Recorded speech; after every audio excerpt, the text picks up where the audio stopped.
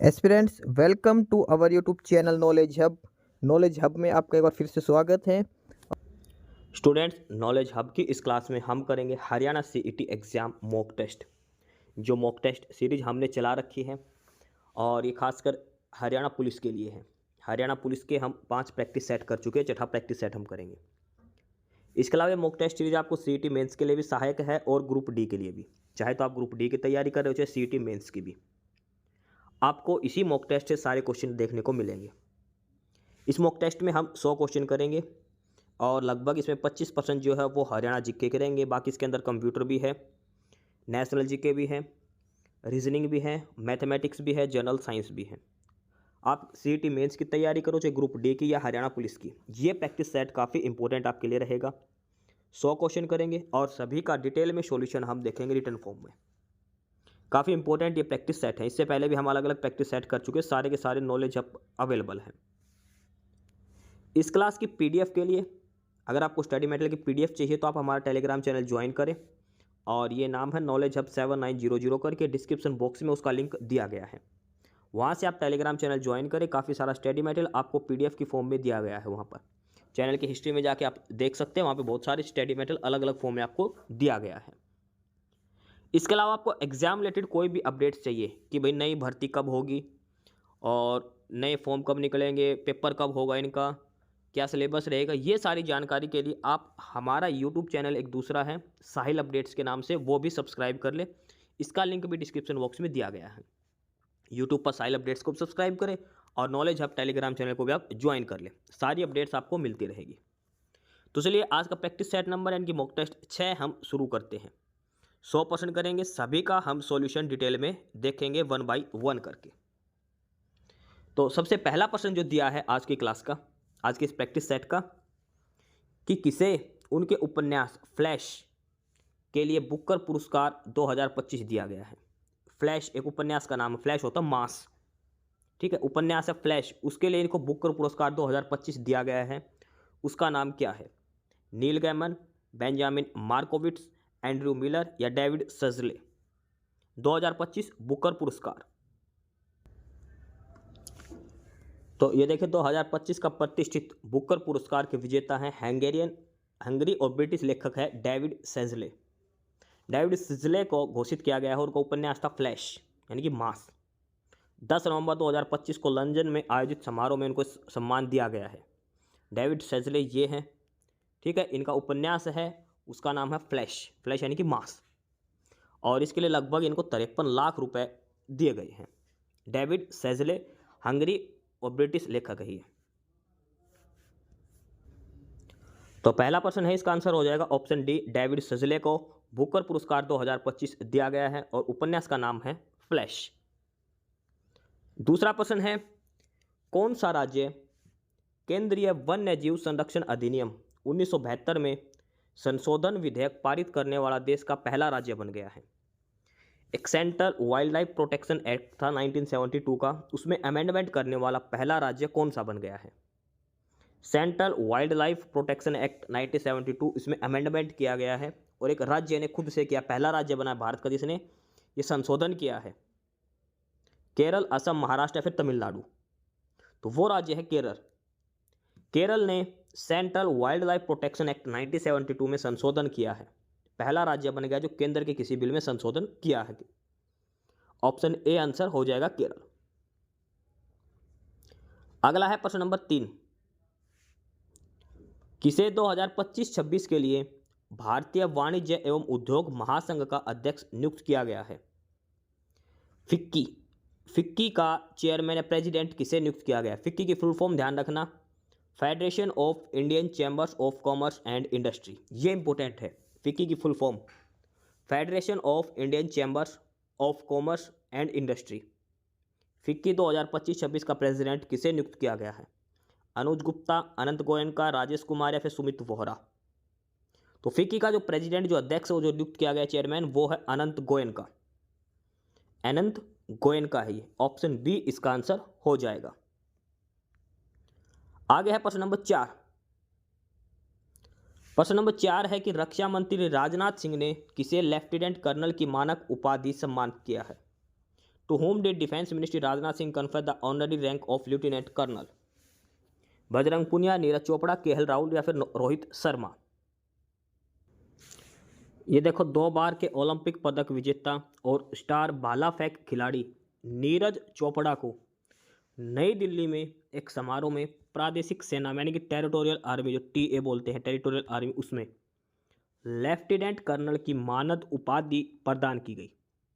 इसमें रक्षा मंत्री राजनाथ सिंह और सेना प्रमुख जनरल उपेंद्र द्विवेदी भी शामिल हुए। ठीक है, तो लेफ्टिनेंट कर्नल किस खिलाड़ी को दी गई थी? नीरज चोपड़ा, जेवलिन थ्रो जो करते हैं वो। तो प्रश्न नंबर 4 का ऑप्शन बी उत्तर हो जाएगा, नीरज चोपड़ा। आगे है प्रश्न नंबर 5, और प्रश्न नंबर 5 दिया है कि निम्नलिखित में से किसे अंतर्राष्ट्रीय पैरा ओलंपिक समिति का अध्यक्ष के रूप में पुनः चुना गया है? मतलब ये पहले भी अध्यक्ष थे, दोबारा इन्हीं को ही चुना गया है। इंटरनेशनल पैरा ओलंपिक कमेटी का मिकी मैथिसन, जॉन ड्यूक, मफी डेविस या फिर Andrew Parsons? International para Olympic committee का दोबारा से प्रेसिडेंट या चेयरमैन किसे चुना गया है? तो देखो यहाँ पे एंड्रू पार्सन्स को सितंबर 2025 में तीसरी और अंतिम बार अंतर्राष्ट्रीय पैरा ओलंपिक समिति का फिर से अध्यक्ष चुना गया है। कौन सी बार? तीसरी बार। 3 बार ही बन सकते हैं, ध्यान रखना। अंतर्राष्ट्रीय पैरा ओलंपिक समिति का जो अध्यक्ष आप बनोगे तो 3 बार ही बन सकते हो, और ये लगातार तीसरी बार बने हैं एंड्रू पार्सन। ब्राजील के पार्सन 2017 से इस पद पर है और उनका नया कार्यकाल 2029 तक चलेगा। ठीक है, 2017 से इस पद पर है, 2029 तक ये रहेंगे, यानी कि 17 से 21, फिर 21 से 25 और 25 से 29, लगातार 3 टेन्योर और 4-4 साल का ये रहे हैं। एंड्रू पार्सन्स इनका नाम है, ब्राजील के ये रहने वाले हैं। तो प्रश्न नंबर 5 का ऑप्शन डी उत्तर हो जाएगा, एंड्रू पार्सन। प्रश्न नंबर 6 दिया है आगे, भारत रैंकिंग 2025 के अनुसार किस संस्थान ने लगातार 7वें साल समग्र श्रेणी में अपना शीर्ष स्थान बनाए रखा है? According to the India ranking 2025, which institute has retained its top position in the overall category for the 7th consecutive years? लगातार 7वीं साल टॉप पर रहा है। IIT Bombay, IISc Bengaluru, IIT Delhi या फिर आईआईटी मद्रास? तो वो इंस्टीट्यूट है आईआईटी मद्रास, जो लगातार 7वीं साल टॉप पर रहा है इंडिया रैंकिंग 2025 के हिसाब से। प्रश्न नंबर 7 दिया है, भारत का पहला स्वदेश निर्मित 1 मेगावाट का ग्रीन हाइड्रोजन पावर प्लांट का उद्घाटन किस स्थान पर किया गया है? 1 मेगावाट इसकी क्षमता है, ग्रीन हाइड्रोजन पावर प्लांट जो है इसका उद्घाटन किया गया है, स्वदेशी निर्मित, भारत के अंदर ही बना ही है। कांडला, पुणे, सूरत या फिर वाराणसी? तो ये देखो, India's first make in India 1 megawatt green hydro at Deendayal port Kandla. Bharat का पहला स्वदेशी रूप से निर्मित 1 megawatt green hydrogen pilot plant का उद्घाटन गुजरात के कांडला में स्थित दीनदयाल बंदरगाह प्राधिकरण में किया गया है, गुजरात के कांडला के अंदर। केंद्रीय मंत्री सर्बानंद सोनोवाल द्वारा जुलाई 2025 में इसे मेक इन इंडिया परियोजना का शुभारंभ किया गया, जो 100% स्वदेशी इलेक्ट्रोलाइजर का उपयोग करती है। कांडला गुजरात में इसका उद्घाटन किया गया है, मेक इन इंडिया प्रोजेक्ट पर, ग्रीन हाइड्रोजन प्लांट है ये। ठीक है, गुजरात, कांडला, दीनदयाल पोर्ट पर। तो प्रश्न नंबर 7 का ऑप्शन ए उत्तर हो जाएगा, कांडला बंदरगाह पर। प्रश्न नंबर 8 है, जिस व्यक्ति में लाल रक्त कणिकाओं की संख्या बहुत कम है तो उसे कौन सी बीमारी से पीड़ित कहा जाता है? भाई ब्लड के अंदर आरबीसी की कमी है, अगर 3 चीज होती है, आरबीसी, डब्ल्यूबीसी और प्लेटलेट्स। अगर आरबीसी की कमी हो गई तो क्या बोलेंगे, कौन सी बीमारी है उसको? पीलिया, कोई मतलब ही नहीं है। घेंगा, घेंगा होता है आयोडीन की कमी से। सकरवी, ये होता है विटामिन सी की कमी से। आपने सुना होगा ब्लड की कमी से एनीमिया रोग होता है, एनीमिया। और ये एनीमिया जो रोग है वो मुख्य किसकी वजह से होता है? आरबीसी की कमी के कारण, रेड ब्लड सेल्स है उनकी कमी के कारण एनीमिया रोग होता है। ऑप्शन बी इसका आंसर हो जाएगा, ध्यान रखना आपको ये प्रश्न भी। इस क्लास की पीडीएफ के लिए आपको टेलीग्राम चैनल ज्वाइन करना है, नॉलेज हब 7900 टेलीग्राम चैनल का लिंक है डिस्क्रिप्शन बॉक्स में दिया गया है। इस क्लास की पीडीएफ भी मिलेगी और भी सारा स्टडी मटेरियल आपको वहाँ पर मिलने वाला है। नॉलेज हब टेलीग्राम चैनल आप जरूर ज्वाइन करें। आगे है प्रश्न नंबर 9, कीटोन आहार में, कीटोन है, कीटोन आहार में कौन से पोषक तत्वों की मात्रा होती है? Which of the following nutrients are present in ketogenic diet. Ketogenic diet में क्या होता है? केटोजेनिक डाइट के अंदर कार्बोहाइड्रेट वो बिल्कुल कम होता है, कार्बोहाइड्रेट बिल्कुल कम होता है, और जो वसा है, जो वसा जो फैट बोलते हैं वो काफ़ी अधिक मात्रा में है। ठीक है, उच्च मात्रा में वसा, प्रोटीन है वो बीच में लिमिट का है, और कार्बोहाइड्रेट है वो बिल्कुल कम होता है। ये होती है केटोजेनिक डाइट। हम जो खाते हैं उसमें कार्बोहाइड्रेट अधिक होती है, प्रोटीन बीच का और वसा कम। लेकिन केटोजेनिक डाइट में उल्टा होता है, वसा की मात्रा ज़्यादा होती है, प्रोटीन पर्याप्त मात्रा में, और कार्बोहाइड्रेट वो बिल्कुल कम मात्रा में होता है। केटोजेनिक डाइट या कीटोन डाइट इसको बोलते हैं। ऑप्शन बी इसका आंसर हो जाएगा क्वेश्चन नंबर 9 का। आगे दिया है प्रश्न नंबर 10, रिकेट्स और रतौंधी रोग किस विटामिन की कमी से होते हैं? रिकेट्स में क्या होता है? हड्डियाँ कमजोर हो जाती है। किसकी कमी से होता है रिकेट्स? विटामिन डी की कमी से। रिकेट्स होता है विटामिन डी की कमी से। और नाइट ब्लाइंडनेस, रतौंधी, ये होता है विटामिन ए की कमी से। तो रिकेट्स होता है विटामिन डी से, और नाइट ब्लाइंडनेस यानी कि रतौंधी, ये रोग होता है विटामिन ए की कमी से। ऑप्शन सी उत्तर हो जाएगा। ठीक है, नाइट ब्लाइंडनेस मतलब रात को दिखाई देना बंद हो जाता है उसको। गाजर वगैरह ये इसके सोर्स बताए गए हैं। विटामिन डी का हड्डियाँ कमज़ोर हो जाती है, रिकेट्स, और इसके लिए आपको धूप बताई जाती है, धूप में रहना सुबह। ऑप्शन सी आंसर हो जाएगा। प्रश्न नंबर 11 है, कॉन्स्टिपेशन जब हो जाती है, कब्ज जिसकी हो जाती है, उसको दूर करने के लिए किस चीज़ का अधिक मात्रा में सेवन किया जाता है? अगर किसी की गलती से कब्ज हो गई तो ये बोलते हैं भोजन में किस चीज़ की मात्रा अधिक होनी चाहिए? प्रोटीन की, फाइबर की, मांस की, या फिर मछली की? कॉन्स्टिपेशन दूर करने के लिए भोजन में फाइबर यानी कि रेशा ज़्यादा होना चाहिए। ऑप्शन सी आंसर हो जाएगा। अगला है प्रश्न नंबर 12, सर्वप्रथम किसने प्रतिपादित किया कि कोशिकाएं पहले से विद्यमान कोशिकाओं से उत्पन्न होती है? Who first proposed that cells arise from pre existing cells. जो कोशिकाएं बनते हो, जो पहले से कोशिकाएं ना, उन्हीं से दोबारा कोशिका बनती है। ये बात किसने कही थी? ये हमें इसमें बताना है। इसमें देखो, यह सिद्धांत कि कोशिकाएं पहले से मौजूद कोशिकाओं से उत्पन्न होती है, इसको बोलते हैं ओमनेस सेलुला ए सेलुला। ये सबसे पहले रुडोल्फ विर्चो ने दिया था। रुडोल्फ विर्चो ने 1885 में सिद्धांत दिया था। इसको बोलते हैं ओमिनस सेलुला ई सेलुला। हिंदी में बोले तो कोशिका पहले से मौजूदा कोशिकाओं से उत्पन्न होती है। रुडोल्फ विर्चो ने 1855 में दिया था।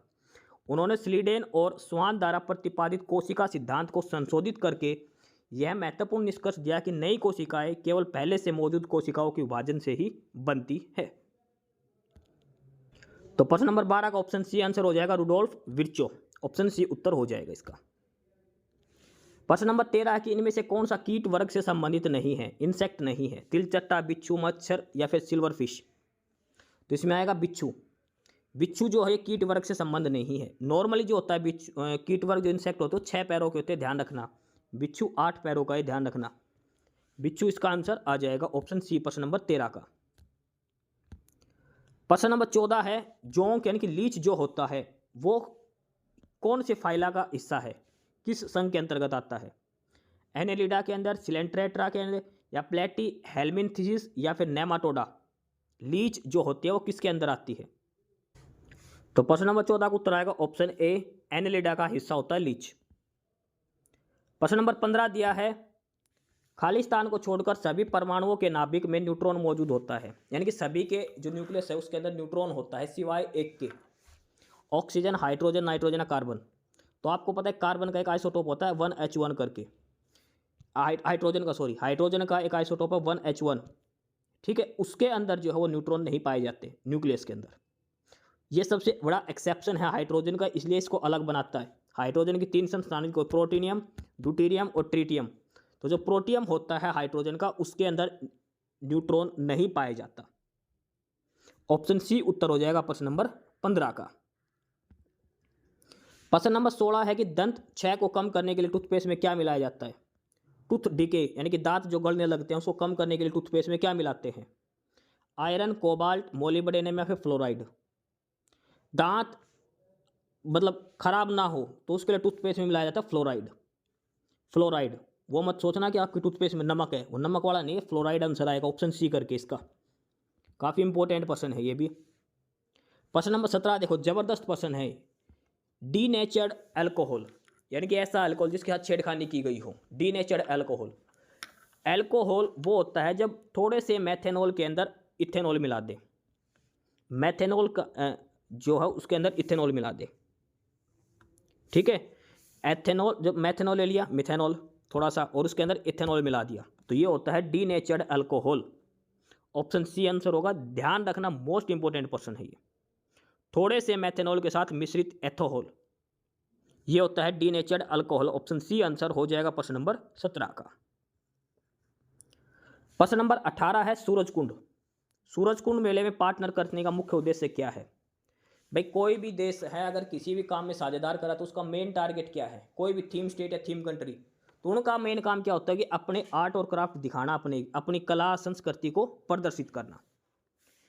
अब हमें ध्यान रखना सूरजकुंड मेले के थीम स्टेट कौन कौन से हैं। तो एक तो है मेघालय और दूसरा है उत्तर प्रदेश, ये दो थीम स्टेट हैं। और थीम कंट्री की बात करें तो वो है इजिप्ट, मिस्र, ये नाम ध्यान रखना है। सूरजकुंड मेला फिलहाल चल रहा है फरीदाबाद में। मेघालय और यूपी दो थीम स्टेट हैं, और इजिप्ट, मिस्र जो हो थीम कंट्री है, ये ध्यान रखना है। आगे है प्रश्न नंबर 19, और प्रश्न नंबर 19 में क्या पूछा है कि प्रधानमंत्री राष्ट्रीय बाल पुरस्कार 2025 से किस हरियाणवी को सम्मानित किया गया है? Prime ministers national children award 2025। और मेन बात है इसमें हरियाणा वाला पूछा है। देखो एक क्रिकेटर को सभी ने नाम सुना हो, क्रिकेटर का वैभव सूर्यवंशी, लेकिन हरियाणा से कौन थी? तो हरियाणा से मिला है ज्योति को। हरियाणा से किसको दिया गया है? ज्योति को ये मिला है, prime minister national children award 2025 का। इस क्लास की पीडीएफ के लिए आपको हमारा टेलीग्राम चैनल ज्वाइन करना होगा, नॉलेज हब 7900 करके, लिंक डिस्क्रिप्शन बॉक्स में दिया है। पीडीएफ मिलेगी, काफ़ी सारा स्टडी मटेरियल आपको यहाँ पर मिलने वाला है। नॉलेज हब टेलीग्राम चैनल जरूर ज्वाइन करें। प्रश्न नंबर 20 है कि हरियाणा के किस जिले के दक्ष कामरा का चयन आईपीएल 2026 के लिए? देखो आईपीएल 2026 में अभी बोली लगी थी प्लेयर्स की, तो उसमें दक्ष कामरा जो हरियाणा से है उसका सिलेक्शन हुआ है। तो अब आपको ये बताना है इसका कि ये किस टीम ने लिया है इसको। पहले तो ये बताना है किस टीम की तरफ से खेलेंगे दक्ष कामरा। भाई चेन्नई है या फिर कलकत्ता है, कौन सी टीम की तरफ से दक्ष कामरा खेलने वाले हैं? और इसका आंसर भी आपको ही बताना है कि किस जिले से है ये। काफ़ी चर्चा का क्वेश्चन है ये, मोस्ट इंपॉर्टेंट लगा के चलना। ये नहीं पूछेंगे कि भाई कौन से, ये मेन ये पूछेंगे किस टीम की तरफ से खेलें, क्योंकि पेपर में आ चुके ऐसे प्रश्न आईपीएल के बेसिस पर भी। तो ये आपको बताना है कि दक्ष कामरा का सिलेक्शन किस टीम से हुआ है, ये बताना है। और फिर इसका भी आंसर लिखना है, हिसार से है या फिर कहाँ से है। आगे दिया है प्रश्न नंबर 21। प्रश्न नंबर 21 है कि हरियाणा में वीर एवं शहीदी दिवस कब मनाया जाता है? शहीद दिवस हरियाणा के अंदर कब मनाया जाता है?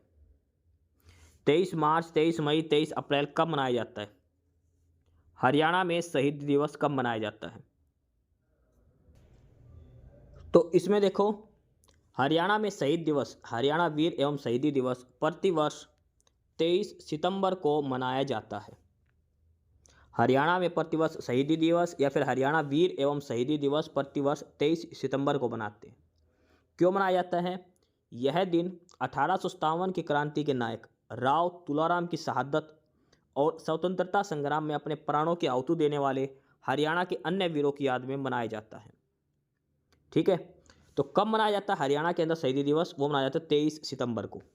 ध्यान रखना 23 सितंबर को, ना तो भाई वो जो 23 मार्च को भगत सिंह और फांसी दी गई थी तब भी नहीं मनाया जाता, गांधी जी मरे थे तब भी नहीं मनाया जाता। ये हरियाणा का है अलग से, हरियाणा वीर और शहीदी दिवस नाम है इसका। ये मनाया जाता है 23 सितंबर को। किसकी जयंती में? राव तुलाराम जी के लिए, उनकी शहादत वाले दिन। तो इसमें किसी भी ऑप्शन में नहीं दिया गया, तो ऑप्शन डी उत्तर हो जाएगा, इनमें से कोई नहीं। उत्तर क्या आएगा इसका? 23 सितंबर। 23 सितंबर को हरियाणा में वीर और शहीदी दिवस मनाया जाता है राव तुलाराम जी की याद में। आगे प्रश्न नंबर 22। प्रश्न नंबर 22 है कि सिरसा जिले का गठन कब किया गया? सिरसा डिस्ट्रिक्ट, देखो सिरसा डिस्ट्रिक्ट बनाया गया था हिसार से अलग करके। कब बनाया गया था? 1975 के अंदर। हरियाणा का सिरसा जिला 1 सितंबर 1975 को बना था और इसे हिसार जिले से अलग करके बनाया गया था, और इसमें सिरसा और डबवाड़ी तहसीलें शामिल की गई। ठीक है, सिरसा और डबवाली तहसीलें शामिल करी गई थी। 1 सितंबर 1975 को हिसार से अलग करके सिरसा को बनाया गया। यह हरियाणा के एक प्रमुख कृषि और सांस्कृतिक जिला है जो राजस्थान और पंजाब की सीमाओं से लगता है। सिरसा डिस्ट्रिक्ट है, एक साइड से राजस्थान को टच करता है और एक साइड से पंजाब को भी टच करता है। ये ध्यान रखना, सिरसा राजस्थान और पंजाब दोनों से बाउंड्री लगाता है। 1 सितंबर 1975 को हिसार से अलग करके इसको बनाया गया था। ऑप्शन बी उत्तर हो जाएगा 1 सितंबर 1975। आगे है प्रश्न नंबर 23। प्रश्न नंबर 23 दिया है कि श्री जोगिंदर सिंह जो आधुनिक हरियाणा के एक महत्वपूर्ण साहित्य व्यक्तियों में से एक हैं, ये कौन सी 3 भाषाओं में लिखते थे? श्री जोगिंदर सिंह है, ये लिटरेचर करते थे, जो मॉडर्न आर्टिस्ट हैं उनकी में से ये लिखते थे। तो कौन कौन सी भाषाओं में लिखते थे ये? तो देखो, हरियाणा से संबंधित है तो मतलब हरियाणवी हो गई और पंजाबी भी हो गई। नॉर्मल है, ये पुराने व्यक्ति तो हरियाणवी और पंजाबी, तो ये लिखते थे हरियाणवी, उर्दू और पंजाबी में। हरियाणवी, उर्दू और पंजाबी में लिखते थे श्री जोगिंदर सिंह। ऑप्शन बी इसका उत्तर हो जाएगा प्रश्न नंबर 23 का। प्रश्न नंबर 24 देखो कि हरियाणा के सूरजकुंड में कौन सा वन्य जीव अभ्यारण्य है? कौन सी वाइल्ड लाइफ सेंचुरी है जो सूरजकुंड के पास है? देखो, सूरजकुंड कहाँ है? फरीदाबाद के अंदर। तो इनमें से कौन सी वाइल्ड लाइफ सेंचुरी फरीदाबाद के पास है, ये बताना है। वीर शिकारगढ़, पिंजौर, खोले खैतान, ये पंचकूला, सरस्वती वन्यजीव अभ्यारण्य कैथल में है। तो बच गया कौन सा? असोला भट्टी। असोला भट्टी वन्यजीव अभ्यारण्य जो है ये फरीदाबाद के पास है, फरीदाबाद। और वहां पर क्या है? सूरजकुंड। तो सूरजकुंड के पास कौन सा वाइल्ड लाइफ सेंचुरी है, वन्यजीव अभ्यारण्य है? तो ध्यान रखना, असोला भट्टी वन्यजीव अभ्यारण्य है। सूरजकुंड फरीदाबाद के पास वन्यजीव अभ्यारण्य है, उसका नाम है असोला भट्टी वन्यजीव अभ्यारण्य। यह अभ्यारण्य अरावली पर्वतमाला की दिल्ली रिज पर स्थित है, जो सूरजकुंड झील के साथ साथ दिल्ली और हरियाणा की सीमा तक फैला हुआ है। तो क्या आंसर हो जाएगा? असोला भट्टी वन्यजीव अभ्यारण्य। तो प्रश्न नंबर 24 का ऑप्शन बी उत्तर हो जाएगा असोला भट्टी। अगला है प्रश्न, कौन सी नदी मारकंडा नदी की उपनदी है? मारकंडा नदी की उपनदी, कौशल्या, अरावली, पथराला या फिर बैगना? मारकंडा नदी की उपनदी कौन सी है? तो मारकंडा नदी की उपनदी है बैगना। Option B. देखो, Begna river, the Begna river is the main tributary of Markanda river which flows through the Ambala district, जो अंबाला जिले में बहती है। इसके अलावा मारकंडा की और सहायक नदियां कौन कौन सी हैं? तो और है, टांगरी है, नागती है और रन है। ये अलग अलग और भी सहायक नदियां हैं मारकंडा की, बैगना के अलावा। ठीक है, इसके अलावा कुछ और दे रखा है कि the Kaushalya and Tangri are often cited as direct tributaries to Ghaggar river. Kaushalya नदी और टांगरी नदी को घग्गर नदी की सहायक नदियां भी मानी जाती है, लेकिन जो बैगना है वो सीधी मारकंडा की ही सहायक नदी मानी जाती है। ये चीज़ ध्यान रखना आपको। ठीक है, तो इसका आंसर क्या हो जाएगा? बैगना नदी मारकंडा नदी की सहायक नदी है। ऑप्शन बी उत्तर हो जाएगा प्रश्न नंबर 25 का। आगे है प्रश्न नंबर 26। प्रश्न नंबर 26 है कि ओलंपिक में चौथे नंबर पर रहने वाले हरियाणवी खिलाड़ियों को हरियाणा सरकार कितनी धनराशि देती है? ओलंपिक में देखो, ओलंपिक की बात करें, अगर कोई गोल्ड मेडलिस्ट है उसको मिलते हैं हरियाणा सरकार की तरफ से 6 करोड़।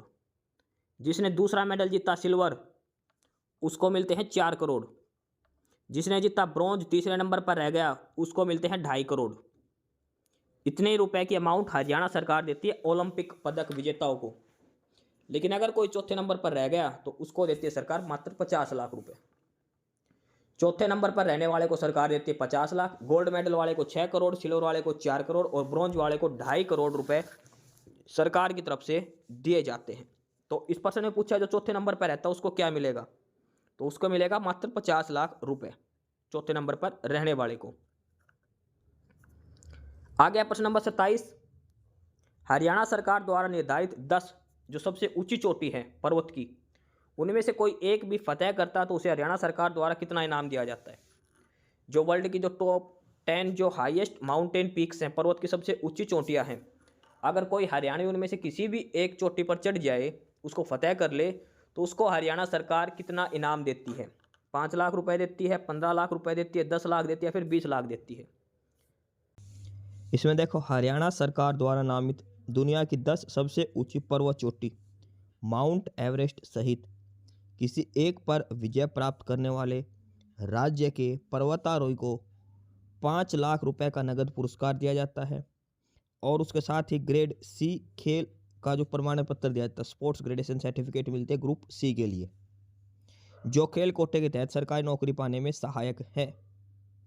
जो भी दुनिया की 10 की सबसे ऊंची पर्वत चोटियां हैं माउंट एवरेस्ट को मिलाकर, उनमें से किसी भी एक को अगर कोई भी हरियाणवी चढ़ जाता है, उस चोटी पर फतेह कर लेता है, तो उसको हरियाणा सरकार 5 लाख रुपए का नगद इनाम देती है और ग्रुप सी का स्पोर्ट्स कोटे की सर्टिफिकेट उसको देती है, ग्रेडेशन सर्टिफिकेट स्पोर्ट्स की ग्रुप सी के लिए। तो हमसे पूछा गया था कितने रुपए मिलते हैं, तो ये 5 लाख रुपए का नगद इनाम उसको दिया जाता है। तो प्रश्न नंबर 27 का उत्तर क्या हो जाएगा? ऑप्शन ए, 5 लाख रुपए उसको दिए जाते हैं। ऑप्शन ए उत्तर हो जाएगा। प्रश्न नंबर 28 है, महाभारत काल से सदियों पहले कुरु वंश के आर्यों के काल को किस युग की शुरुआत के साथ चिन्हित किया गया है? The era of Aryans of the Kuru dynasty centuries before the Mahabharata period is mark by the beginning of which of the following edges.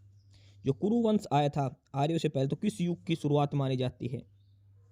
कृषि युग की शुरुआत हुई थी, लौह युग की, ताम्र युग की, या फिर धातु युग की? तो उस युग को माना जाता है कृषि युग की शुरुआत उस समय हुई थी। किसकी शुरुआत हुई थी? कृषि युग की। ऑप्शन ए उत्तर हो जाएगा प्रश्न नंबर 28 का।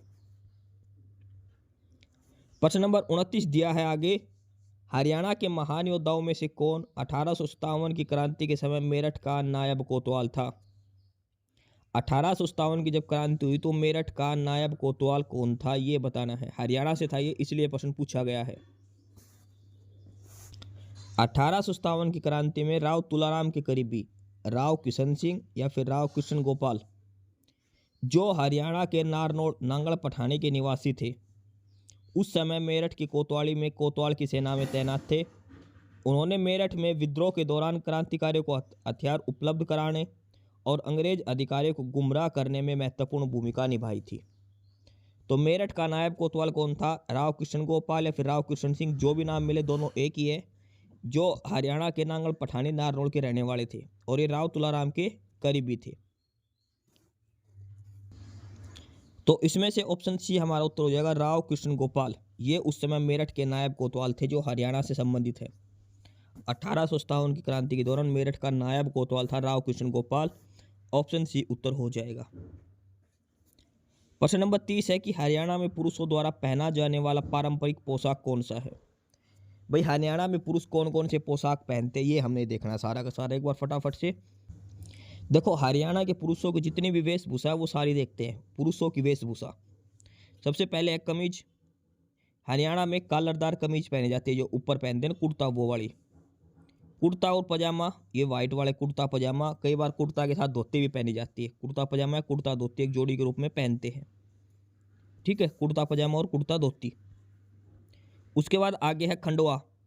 खंडवा एक पगड़ी होती है जो सम्मान का प्रतीक है, सर पर पहनते हैं। पगड़ी ये मारवाड़ी ढंग की पगड़ी होती है, ठीक है, सर पे पहनते हैं इसको भी। साफा ये एक सैनिक फैशन की पगड़ी होती है। पग ये राजपूत ढंग की बड़ी पगड़ी होती है। अंगरखा यह है गणमान्य लोगों का नीचे तक झूलता कलीदार पहनावा, पुराने दरबारी ढंग का। ये सारे के सारे वो हैं जो पुरुष पहनते हैं, हरियाणवी पुरुष जो पहनते हैं वो। अगला है दोहर या धोर। हाथ से कते बारीक दोखरे सूत की मजबूत बड़ी चादर जिसे सर्दियों में ओढ़ा जाता है, इसे धोर भी कहा जाता है। कई क्षेत्रों में दोहर का अर्थ है दोलड़ा से लेते हैं। यह पुराना लोगड़ रुई से बना है और बिछाने के काम भी आता है। अगला है कमरी, कंडी या बास्कट। तो यह आधी आस्तीन की कमर तक की जैकेट होती है। कमरी, बंडी या फिर बास्कट, यह आधी आस्तीन की कमर तक की जैकेट होती है। रुई की कमरी या मिर्जर्क, इससे में रुई भरकर बनाया जाता है। सर्दी से बचाव के लिए अच्छा वस्त्र है, यह पूरी या आधी आस्तीन की होती है। अगला है लोई, ये एक प्रकार का चादर होती है, ओढ़ने का वस्त्र होता है ये। बंदर टोपी, ये होती है सिर, कान और गले को सर्दी से बचाने के लिए, ठीक है। अगला है शोड़, खद्दर की रजाई को शोड़ कहते हैं। शोड़िया, खद्दर का जो गद्दा होता है उसको शोड़िया कहते हैं। उसके बाद आगे है खेस। तो यह मोटे सूत की मोटी चादर है जिसे सर्दियों में ओढ़ा जाता है। तो ये 15 प्रमुख जो वस्त्र हैं जो हरियाणवी पुरुष पहनते हैं। ठीक है, ये सारे सबसे महत्वपूर्ण पुरुषों की वेशभूषा के 15 महत्वपूर्ण वस्त्र हैं जो हरियाणवी पुरुष पहनते हैं। इस क्लास की पीडीएफ के लिए आपको डिस्क्रिप्शन बॉक्स में टेलीग्राम चैनल का लिंक दिया है और टेलीग्राम चैनल का लिंक है नॉलेज हब 7900। वो आप टेलीग्राम चैनल जरूर ज्वाइन करें, वहाँ पर आपको पीडीएफ और काफ़ी सारा स्टडी मटेरियल आपको वहाँ पर प्रोवाइड करवाया जाएगा। नॉलेज हब टेलीग्राम चैनल आप जरूर ज्वाइन करें। आगे है प्रश्न नंबर 31 और प्रश्न नंबर 31 में दिया है हरियाणा में महिलाओं द्वारा कमर से लेकर टखने तक पहने जाने वाली स्कर्ट जो बिना किसी कड़ी के होती है और 4 नीले और 4 लाल धागों का उपयोग करके बुने हुए मोटे कपड़े की बनी होती है, क्या कहलाती है? धरना, थार, खारा या फिर कचरा। महिलाएं पहनती है कमर से लेकर टखने तक। ठीक है, ये बिना किसी कड़ी के एक स्कर्ट होती है जिसमें 4 नीले और 4 लाल धागों का प्रयोग करके मोटे कपड़े की बनी होती है, इसको क्या कहते हैं? देखो, हरियाणा में खारा विशेष रूप से ग्रामीण अंचल में महिलाओं द्वारा पहना जाने वाले एक पारंपरिक घाघरा यानी कि एक दामन है और यह सामान्यतः सूती कपड़े से गहरे लाल रंग का वस्त्र होता है जिस पर अन्य रंग काले या नीले रंग से छपाई या कढ़ाई की जाती है जो इसे सादे दामन से अलग और ख़ास बनाता है। तो क्या कहते हैं उसको कहा जाता है खारा। खारा पहनावा क्या होता है? टखनों से लेकर जब टखनों तक लंबी होती है, ये अत्यधिक घेरदार और चटकीले रंगों वाला घाघरा होता है। ठीक है, खारा जो आमतौर पर तीज, त्योहार या शादी में पारंपरिक समारोह में महिलाओं द्वारा पहना जाता है। तो ये होता है खारा, एक दामन होता है, घाघरा होता है ये। तो प्रश्न नंबर 31 का ऑप्शन बी उत्तर हो जाएगा, खारा उसको कहा जाता है। प्रश्न नंबर 32 है ओएसिस नामक पर्यटन स्थल हरियाणा के किस स्थान पर है? ओएसिस पर्यटन स्थल जो टूरिज्म स्पॉट है ओएसिस, ये कहाँ पर है? फरीदाबाद, रेवाड़ी, भिवानी या उचाना? तो ये है उचाना। और उचाना कहाँ पर? करनाल। करनाल उचाना में ये है oasis tourism spot. Option D इसका आंसर हो जाएगा। प्रश्न नंबर 33 है कि भाखड़ा नहर हरियाणा के किस जिले को सिंचाई के लिए पानी प्रदान करती है? जो भाखड़ा नहर है उससे पानी कहाँ कहाँ मिलता है हरियाणा के अंदर? तो भाखड़ा नहर से पानी मिलता है हिसार को, सिरसा को, फतेहाबाद को, कैथल को, इन सभी को भाखड़ा नहर से पानी मिलता है। ऑप्शन डी उत्तर हो जाएगा प्रश्न नंबर 33 का। हिसार भी आएगा, सिरसा भी आएगा और फतेहाबाद, सभी को भाखड़ा नहर से पानी मिलता है। आगे प्रश्न नंबर 34, हरियाणा के किस जिले में सर्वाधिक ग्रामीण अनुसूचित जातियों की आबादी है? एससी कास्ट पॉपुलेशन ग्रामीण क्षेत्र में सबसे ज्यादा किस जिले के अंदर है? ग्रामीण क्षेत्र के अंदर सबसे ज्यादा किस जिले के अंदर है? सिरसा, भिवानी, हिसार या फिर गुरुग्राम? तो सबसे अधिक एससी कैटेगरी ग्रामीण क्षेत्र में और वो है सिरसा डिस्ट्रिक्ट के अंदर।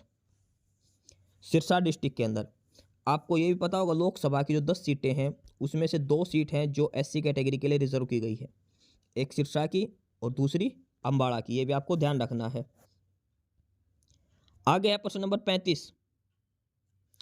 प्रश्न नंबर 35 दिया है कि भागवत गीता के किस अध्याय में भगवान कृष्ण का दिव्य रूप दर्शाया गया है? जो भगवत गीता में भगवान कृष्ण का विराट स्वरूप जिसको बोलते हैं, विराट स्वरूप जिसे अपने सारे मुख दिखाते हैं एक साथ अर्जुन को, जो तो किस अध्याय में ये दर्शन दिया गया है? 11वें चैप्टर में, 18वें में या फिर 12वें में? तो वो जो जिस अध्याय में भगवान श्री कृष्ण ने अर्जुन को अपना दिव्य स्वरूप दिखाया है वो है अध्याय 11 गीता का। गीता के 11वें अध्याय में भगवान श्री कृष्ण ने अर्जुन को अपने दिव्य रूप का साक्षात्कार करवाया था। ऑप्शन ए आंसर हो जाएगा क्वेश्चन नंबर 35 का आंसर। आगे है प्रश्न नंबर 36, हरियाणा के किस जिले का शीशा उद्योग दूसरे विश्व युद्ध के समय से प्रसिद्ध है? यानी कि जो ग्लास इंडस्ट्री है, जो शीशा उद्योग है, वो काफी समय से, दूसरा विश्व युद्ध हुआ था तब से प्रसिद्ध है हरियाणा का। कौन सा है वो शीशा उद्योग, किस जिले का प्रसिद्ध है? अम्बाड़ा, हिसार, गुड़गांव या रोहतक? तो शीशा उद्योग जो प्रसिद्ध है वो है अम्बाड़ा डिस्ट्रिक्ट का, अम्बाड़ा डिस्ट्रिक्ट। ऑप्शन ए इसका आंसर हो जाएगा प्रश्न नंबर 36 का। प्रश्न नंबर 37 देखो, इनमें से किस भौगोलिक भाग पर हरियाणा में यमुना नदी प्रवेश करती है? यमुना नदी, देखो यमुना नदी हिमाचल प्रदेश से जब हरियाणा में प्रवेश करती है तो सबसे पहले किस जिले में प्रवेश करती है? तो वो प्रवेश करती है यमुनानगर। यमुनानगर के अंदर सबसे पहले नदी प्रवेश करती है। और यमुनानगर में किस जगह पर? तो वो है कालेश्वर वन। कालेश्वर के जंगलों में सबसे पहले यमुना नदी प्रवेश करती है, जहां से हरियाणा शुरू होता है। और इसके ऊपर ताजेवाला और हथिनी कुंड बैराज जो है, इस पे बांध जो बनाए गए हैं ताजेवाला और हथिनी कुंड करके। तो उसमें पूछा है किस भौगोलिक भाग पर हरियाणा में सबसे पहले यमुना नदी प्रवेश करती है? तो वो है कालेश्वर। और ये कहाँ पर है ये भी ध्यान रखना, यमुनानगर के अंदर है, यमुनानगर। ऑप्शन सी इसका उत्तर हो जाएगा, कालेश्वर के जंगल से। प्रश्न नंबर 38 है, वह सेना जनरल आर्मी चीफ जो हरियाणा से आते हैं और उन्होंने 2007 से लेकर 2010 तक भारतीय सेना के 23वें सेना प्रमुख के रूप में कार्य किया था। भारतीय सेना के 23वें सेना प्रमुख 2007 से लेकर 2010 तक, इनमें से कौन से हैं? देखो 23वें सेना प्रमुख इनमें से कोई भी नहीं है। निर्मल विज भी नहीं है, नायक हरि सिंह भी नहीं है, दलबीर सुहाग सिंह भी नहीं है। तो वो कौन है? तो उनका नाम है दीपक कपूर, दीपक कपूर। आगे प्रश्न नंबर 39, डुपोर्ट इंडिया विस्फोटक बनाने वाली कंपनी का मुख्यालय हरियाणा के किस जिले में है? डुपोर्ट इंडिया एक कंपनी है जो बनाती है विस्फोटक पदार्थ। तो ये इसका हेडक्वार्टर हरियाणा के किस जिले में है? यमुनानगर, गुड़गांव, अंबाला या फिर हिसार? डुपोर्ट इंडिया का हेडक्वार्टर कहाँ है? तो डुपोर्ट इंडिया का जो हेड ऑफिस है वो कहाँ पर है? गुड़गांव के अंदर है। ऑप्शन बी इसका आंसर हो जाए क्वेश्चन नंबर 39 का। आगे क्वेश्चन नंबर 40, प्रश्न नंबर 40। और प्रश्न नंबर 40 है कि हरियाणा में दिल्ली से रेवाड़ी के बीच रेल संचार कब हुआ था? दिल्ली से रेवाड़ी के बीच पहली ट्रेन कब चली थी? 1853 में, 1873 में, 1953 या फिर 1857 में? देखो हरियाणा में सबसे पहले जो ट्रेन चली थी वो दिल्ली से रेवाड़ी के बीच में चली थी, अभी ध्यान रखना। सबसे पहले ट्रेन यही चली थी, दिल्ली से रेवाड़ी के बीच में ही। कब चली थी ये हमें बताना है। देखो इसका उद्घाटन कब हुआ था रेलवे का? तो ये उद्घाटन हुआ था 14 फरवरी 1873 को। दिल्ली से रेवाड़ी रूट का जो उद्घाटन हुआ था 14 अप्रैल 1873 को हुआ था। मीटर गेज से शुरुआत हुई थी। Broad gauge, narrow gauge, metre gauge, broad gauge 3 होते हैं, तो इस हिसाब से मीटर गेज से शुरुआत हुई थी। और रेलवे कौन था? Rajputana state railway. Rajputana state railway उद्घाटन हुआ था 14 फरवरी 1873 को। इसके बाद इसमें है आगे इंपॉर्टेंट कि रेवाड़ी जंक्शन का निर्माण भी 1873 में हुआ था और 1890 तक यह मीटर गेज का सबसे बड़ा रेलवे स्टेशन बन गया था। ठीक, रेलवे लाइन 3 प्रकार की होती है, नैरो गेज, ब्रॉड गेज और मीटर गेज। दिल्ली से रेवाड़ी के बीच में चली थी 14 फरवरी 1873 को। तो प्रश्न नंबर 40 का ऑप्शन सी उत्तर हो जाएगा 1873 में। आगे है प्रश्न नंबर 41। प्रश्न नंबर 41 में है कि हाल ही में हरियाणा के किस जिले के जंगलों में प्राचीन गुफा चित्रों की खोज की गई है? किस जिले के जो जंगल हैं वहां पर प्राचीन गुफाओं के चित्र मिले हैं? गुड़गांव, भिवानी, फरीदाबाद या फिर मेवात? तो कौन सा जिला था? वो था फरीदाबाद। फरीदाबाद जिले के जंगल के अंदर पुरानी पेंटिंग मिली है। ठीक है, पुराने गुफा चित्रों की खोज की गई है। ऑप्शन सी इसका आंसर हो जाएगा, फरीदाबाद। आगे प्रश्न नंबर 42। हरियाणा में चिश्ती समुदाय की स्थापना किसने करी थी? हु फाउंडेड द चिश्ती संप्रदाय इन हरियाणा? शेख फरीद, बुअली शाह कलंदर, बख्तियार काकी या फिर औरंगजेब? तो हरियाणा में चिश्ती संप्रदाय की स्थापना करी थी शेख फरीद ने। शेख फखरुद्दीन करके इसका नाम है, शेख फरीद। ऑप्शन ए इसका आंसर हो जाएगा क्वेश्चन नंबर 42 का। आगे है प्रश्न नंबर 43। प्रश्न नंबर 43 दिया है कि बीमारी में पशुओं को दी जाने वाली औषधि की मात्रा के अध्ययन को क्या कहते हैं? जो भी मेडिसिन की डोज हम देते हैं उसकी स्टडी को क्या कहते हैं? जो कोई बीमार हो, जो मेडिसिन की डोज देते हैं उसकी स्टडी को क्या कहते हैं? भाई कितनी मात्रा में दवाई दी जानी चाहिए, कौन सी दवाई कितनी मात्रा में देनी है, ये स्टडी क्या कहलाती है? पोसोलॉजी, टॉक्सिकोलॉजी, मेट्रोलॉजी या फार्माकोलॉजी? तो जो डोजेज ऑफ मेडिसिन है इसकी स्टडी को बोलते हैं पोसोलॉजी। पोसोलॉजी इसको कहा गया, the study of doses of medicine, इसको पोसोलॉजी कहा जाता है। ऑप्शन ए इसका आंसर हो जाएगा। प्रश्न नंबर 43 का मोस्ट इंपोर्टेंट है, ध्यान रखना इंग्लिश के हिसाब से भी और इसके हिसाब से भी। आगे है प्रश्न नंबर 44। इसमें है कि दूध उत्पादन बढ़ाने के लिए गाय को क्या दिया जाता है? जो गाय के अंदर दूध का उत्पादन बढ़े उसके लिए क्या देते हैं? प्रोलैक्टिन, सोर्बिटोल, स्टिलबेस्ट्रोल और या गोनेडोट्रोपिन। देखो गाय में दूध का उत्पादन बढ़ाने के लिए आपको कई जगह तो प्रोलैक्टिन मिलेगा। लैक्टिन जो हो दूध से संबंधित हो, लैक्ट वर्ड है वो दूध से संबंधित होता है, लेकिन इसका सही आंसर ये भी है ऑप्शन सी, स्टिलबेस्ट्रोल ये भी दिया जाता है। ठीक है, ये ध्यान रखना आपको दोनों आंसर। अगला है प्रश्न नंबर 45। भारत में प्रथम military dairy farm, military dairy farm, देखो ध्यान रखना, मिलिट्री डेयरी फार्म की स्थापना कब और कहाँ की गई थी? मिलिट्री डेयरी फार्म हर इंडिया के अंदर सबसे पहले कहाँ हुआ था? 1999 में इलाहाबाद में खोला गया था, 1889 इलाहाबाद में, 1989 इलाहाबाद में या 1989 अहमदाबाद में? तो ये खोला गया था इलाहाबाद के अंदर, तो अहमदाबाद तो आएगा नहीं। अब इलाहाबाद में कौन सी सन में खोला गया था? तो ये खोला गया था 1889 के अंदर। तो ये देखो भारत का पहला सैन्य डेयरी फार्म 1 फरवरी 1889 को इलाहाबाद यानी कि वर्तमान प्रयागराज में ब्रिटिश अधिकारियों द्वारा स्थापित किया गया था। इसका उद्देश्य भारत भर में विभिन्न छावनियों में तैनात ब्रिटिश सैनिकों को गाय के दूध की स्वच्छ आपूर्ति सुनिश्चित करना था। स्वतंत्रता के बाद इनकी संख्या 130 थी और इसे 2021 में बंद कर दिया गया था। 2021 में इसे बंद भी कर चुका। भारत का पहला सैन्य डेयरी फार्म ये अंग्रेजों ने खोला था 1 फरवरी 1889 को इलाहाबाद के अंदर, ताकि जो सैनिक थे, अंग्रेज सैनिक थे, उनको गाय का दूध मिल सके, अच्छा गाय का दूध मिल सके। ठीक है, 2021 में इसे बंद कर दिया। 1 फरवरी 1889 को ये शुरू की गई थी, पहला सैन्य डेयरी फार्म। तो प्रश्न नंबर 45 का ऑप्शन सी उत्तर हो जाएगा, 1889 इलाहाबाद यानी कि प्रयागराज। अगला है प्रश्न नंबर 46 और इसमें पूछा गया है कि 2008 से 2010 की जो मंदी हुई थी, तो उस मंदी के कारण जो बेरोजगारी हुई थी वो किस प्रकार की बेरोजगारी थी? 2008 से 10 के बीच में अमेरिका में मंदी आ गई थी, तो उस मंदी के कारण बेरोजगारी हो गई थी, तो वो किस प्रकार की बेरोजगारी थी? क्लासिकल, स्ट्रक्चरल, साइक्लिक या फिर फ्रिक्शनल? तो जो मंदी आई थी उसकी वजह से जो बेरोजगारी पैदा हुई थी वो थी साइक्लिक बेरोजगारी, चक्करिया बेरोजगारी, जो एक बार फिक्स टाइम के बाद फिर से दोबारा होगी। चक्कर का मतलब यही है, एक बार जो बेरोजगारी आ गई फिर वो कुछ टाइम बाद फिर घूम फिर के आनी, वही। ऑप्शन सी इसका आंसर हो जाएगा प्रश्न नंबर 46 का। आगे है प्रश्न नंबर 47 और प्रश्न नंबर 47 में दिया है कि सरकारी बजट के संबंध में कौन सा वाक्य गलत है? 4 स्टेटमेंट दे रखे बजट से संबंधित, इसमें से एक गलत है, आपको बताना है गलत कौन सा है। पहली स्टेटमेंट है कि जो बजट होता है यह वित्तीय वर्ष के लिए सरकार की अनुमानित प्राप्तियों और खर्चों का ब्यौरा होता है।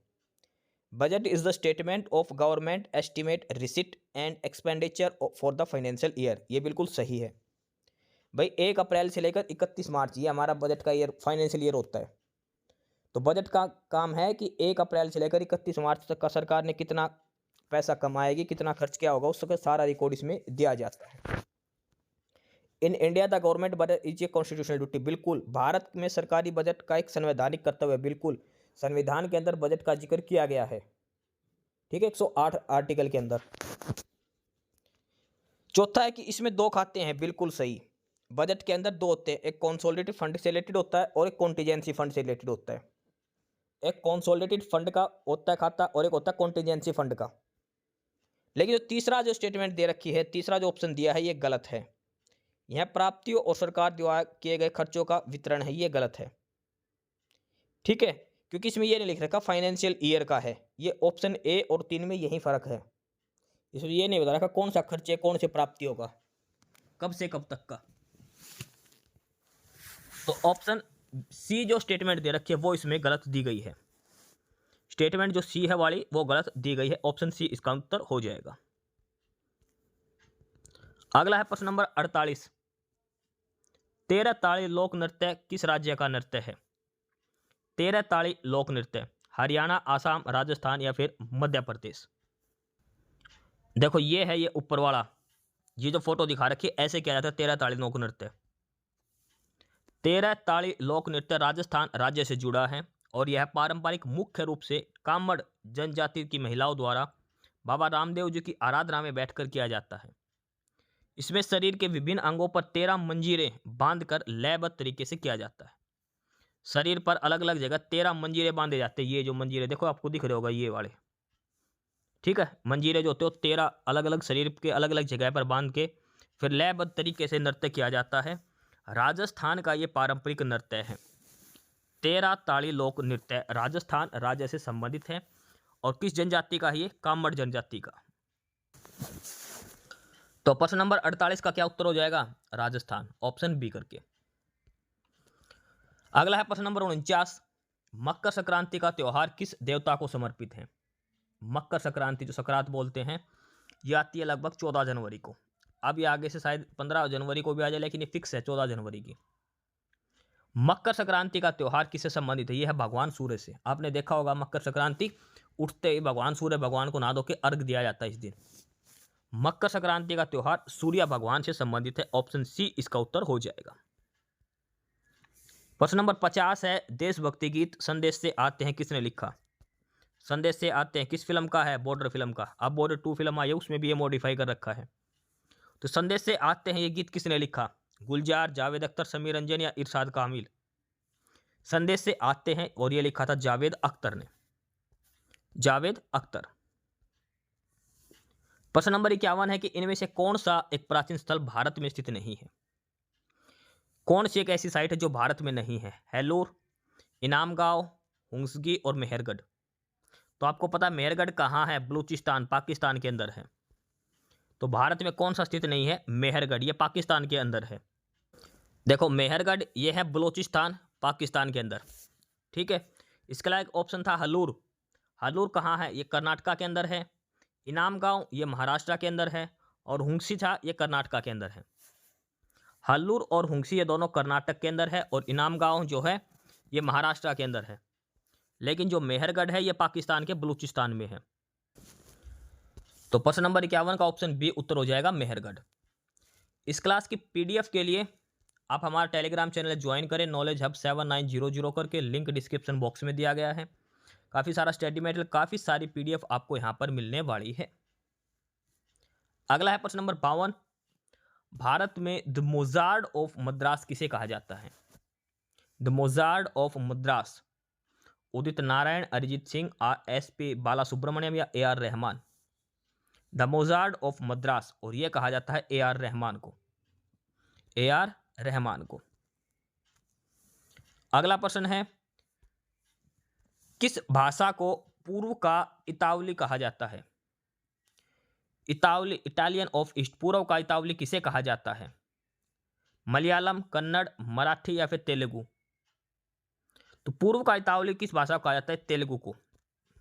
किसको कहा जाता है? तेलुगु भाषा को। ऑप्शन डी उत्तर हो जाएगा। प्रश्न नंबर 54 देखो, काफी अच्छा प्रश्न है ये। मान्यता प्राप्त एक पार्टी, कोई भी एक मान्यता प्राप्त पार्टी जो 4 लोकसभा सीटें जीतने के अलावा लोकसभा अथवा या उससे अधिक राज्यों में विधानसभा के आम चुनाव में कुल वोटों का कम से कम कितना % हासिल करती है कि उसे राष्ट्रीय पार्टी कहा जाए? कोई भी एक पार्टी है, कोई भी XYZ है, कोई पार्टी है इलेक्शन में, और उसको राष्ट्रीय पार्टी कहने के लिए क्या क्या कंडीशन होनी चाहिए भाई? वो राष्ट्रीय पार्टी कब बनेगी? जैसे शुरू में आम आदमी पार्टी आई थी, वो खाली दिल्ली की थी। राष्ट्रीय पार्टी का मतलब होता है पूरे भारत में कहीं भी चुनाव लड़ सकते हो, किसी भी राज्य में, लोकसभा के, राज्यसभा के, हर प्रकार के। लेकिन उसकी कंडीशन क्या है कि आपको कम से कम 4 राज्यों में तो लोकसभा सीटें जीतनी पड़ेगी। इसके अलावा लोकसभा के अंदर जो वोट होंगे या फिर विधानसभा के अंदर, उसमें से 4 या 4 से अधिक राज्यों में कम से कम कितने % वोट प्राप्त करने होंगे, ये बताओ। कितने % वोट कम से कम आपको चाहिए टोटल वोटिंग का? 4 या उससे अधिक राज्यों में उसकी विधानसभाओं में कितने जो टोटल वोट पड़ेंगे, उनका कितना % वोट कम से कम आपको लेना पड़ेगा? 1%, 3%, 6% या फिर 8%? तो उसके लिए क्या कंडीशन है ये हमें बताना है इसके अंदर। देखो कंडीशन है ये, नेशनल पार्टी के लिए क्या क्या कंडीशन है।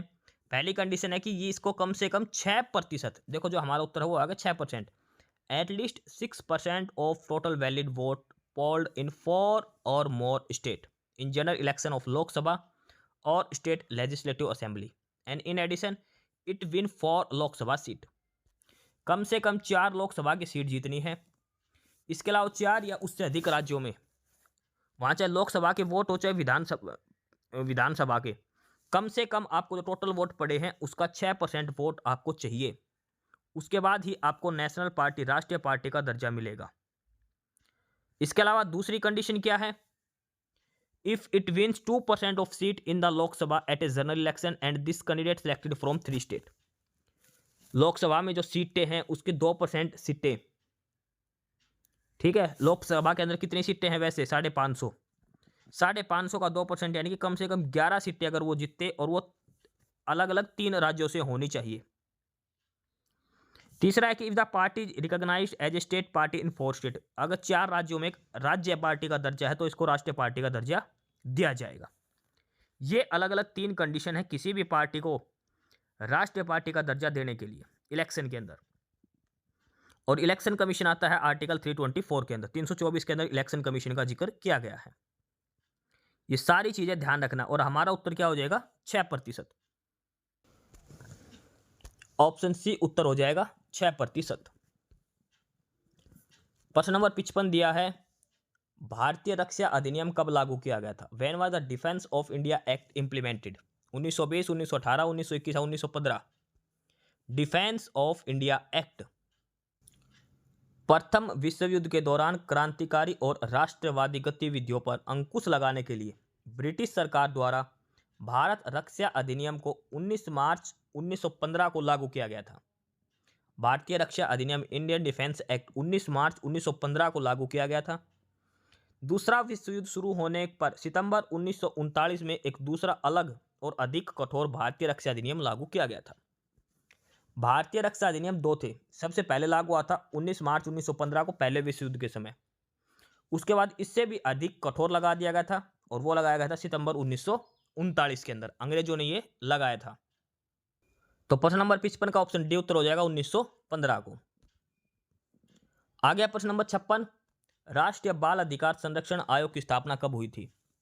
National commission for protection of child rights, इसकी स्थापना कब हुई थी? 2005, 14, 10 या 7? राष्ट्रीय बाल अधिकार संरक्षण आयोग 2007 के अंदर, 2007 के अंदर। प्रश्न नंबर 57 है कि भारत के किस पड़ोसी देश की आधिकारिक भाषा द्विवेही है?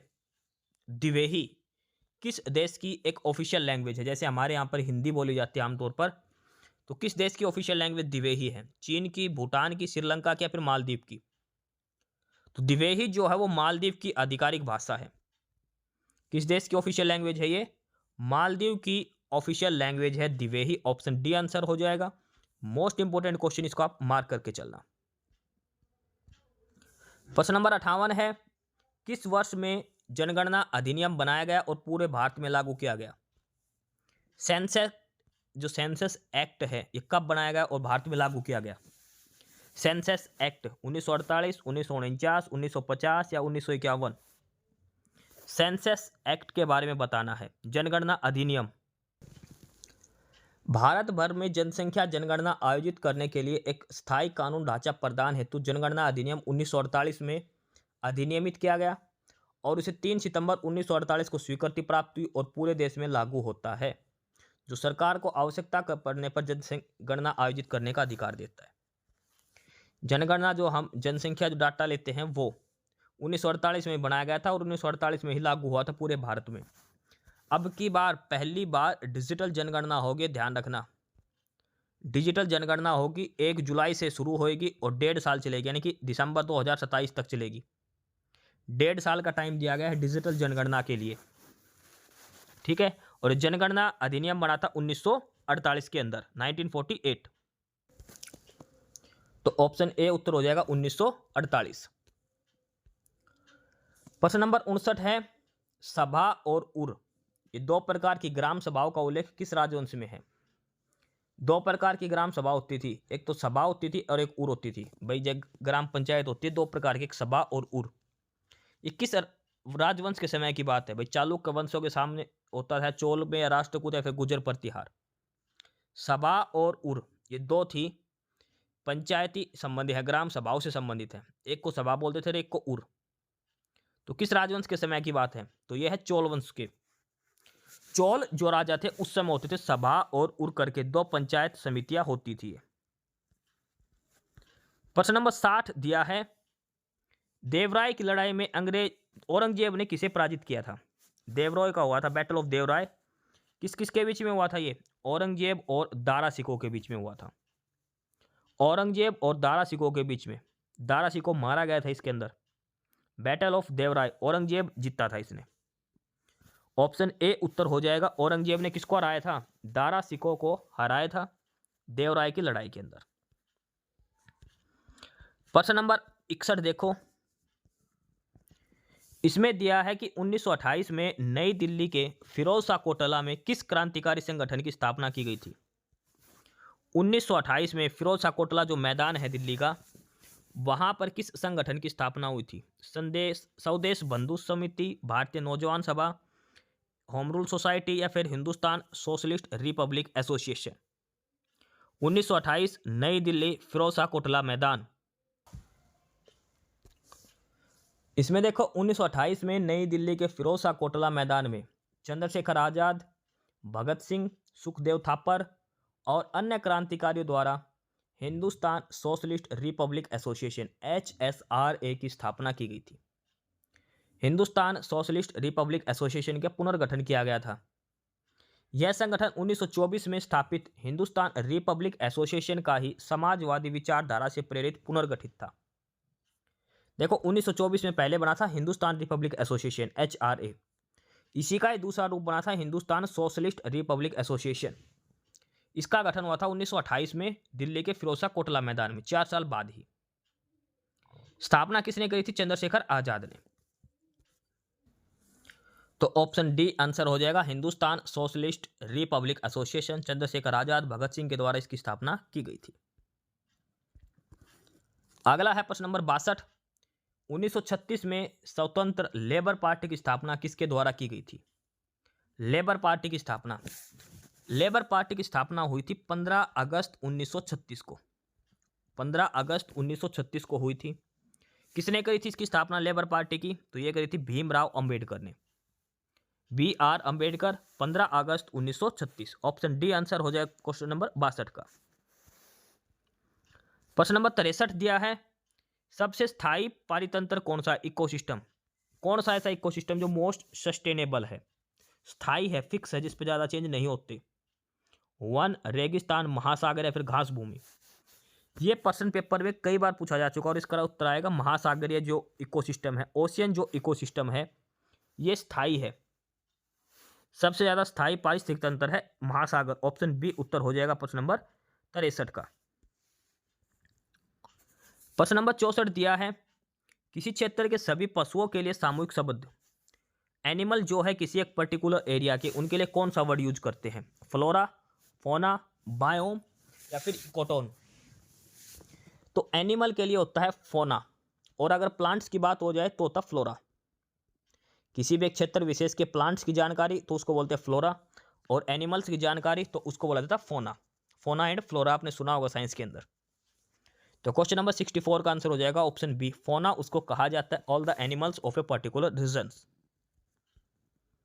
इसमें ऑप्शन सी दिया था बायोम क्या होता है, तो सेम क्वेश्चन पूछ लिया आगे प्रश्न नंबर 65 बना के।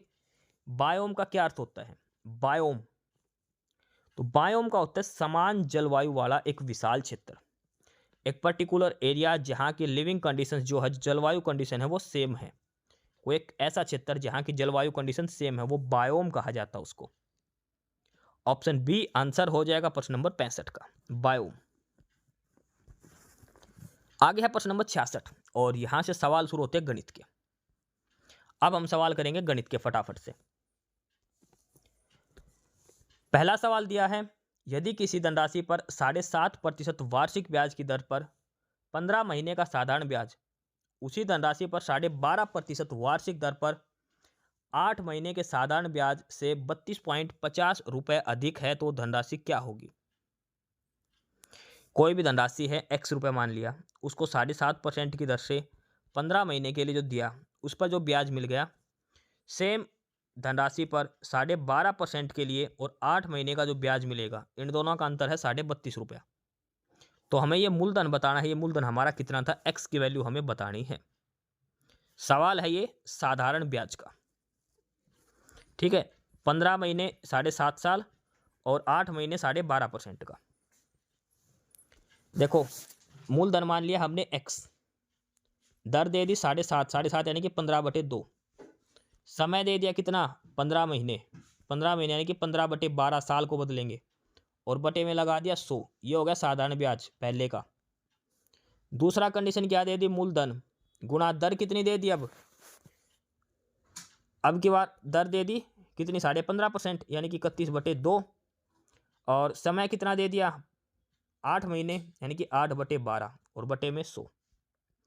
इन दोनों के बीच का जो अंतर है वो कितना दे दिया 32.5 रुपये। यहां से हमें x का मान निकालना है। इस सारी इक्वेशन से क्या कॉमन आएगा बाहर, x बटे 12 दूनी 24 गुणा 100 2400, ये कॉमन आ जाएगा। अंदर क्या बचेगा 15 15 225 माइनस ये इसमें से 31 गुणा 8 करके। यहां से x का मान हमें सीधा निकालना है 2400 से इधर गुणा करके, ठीक है।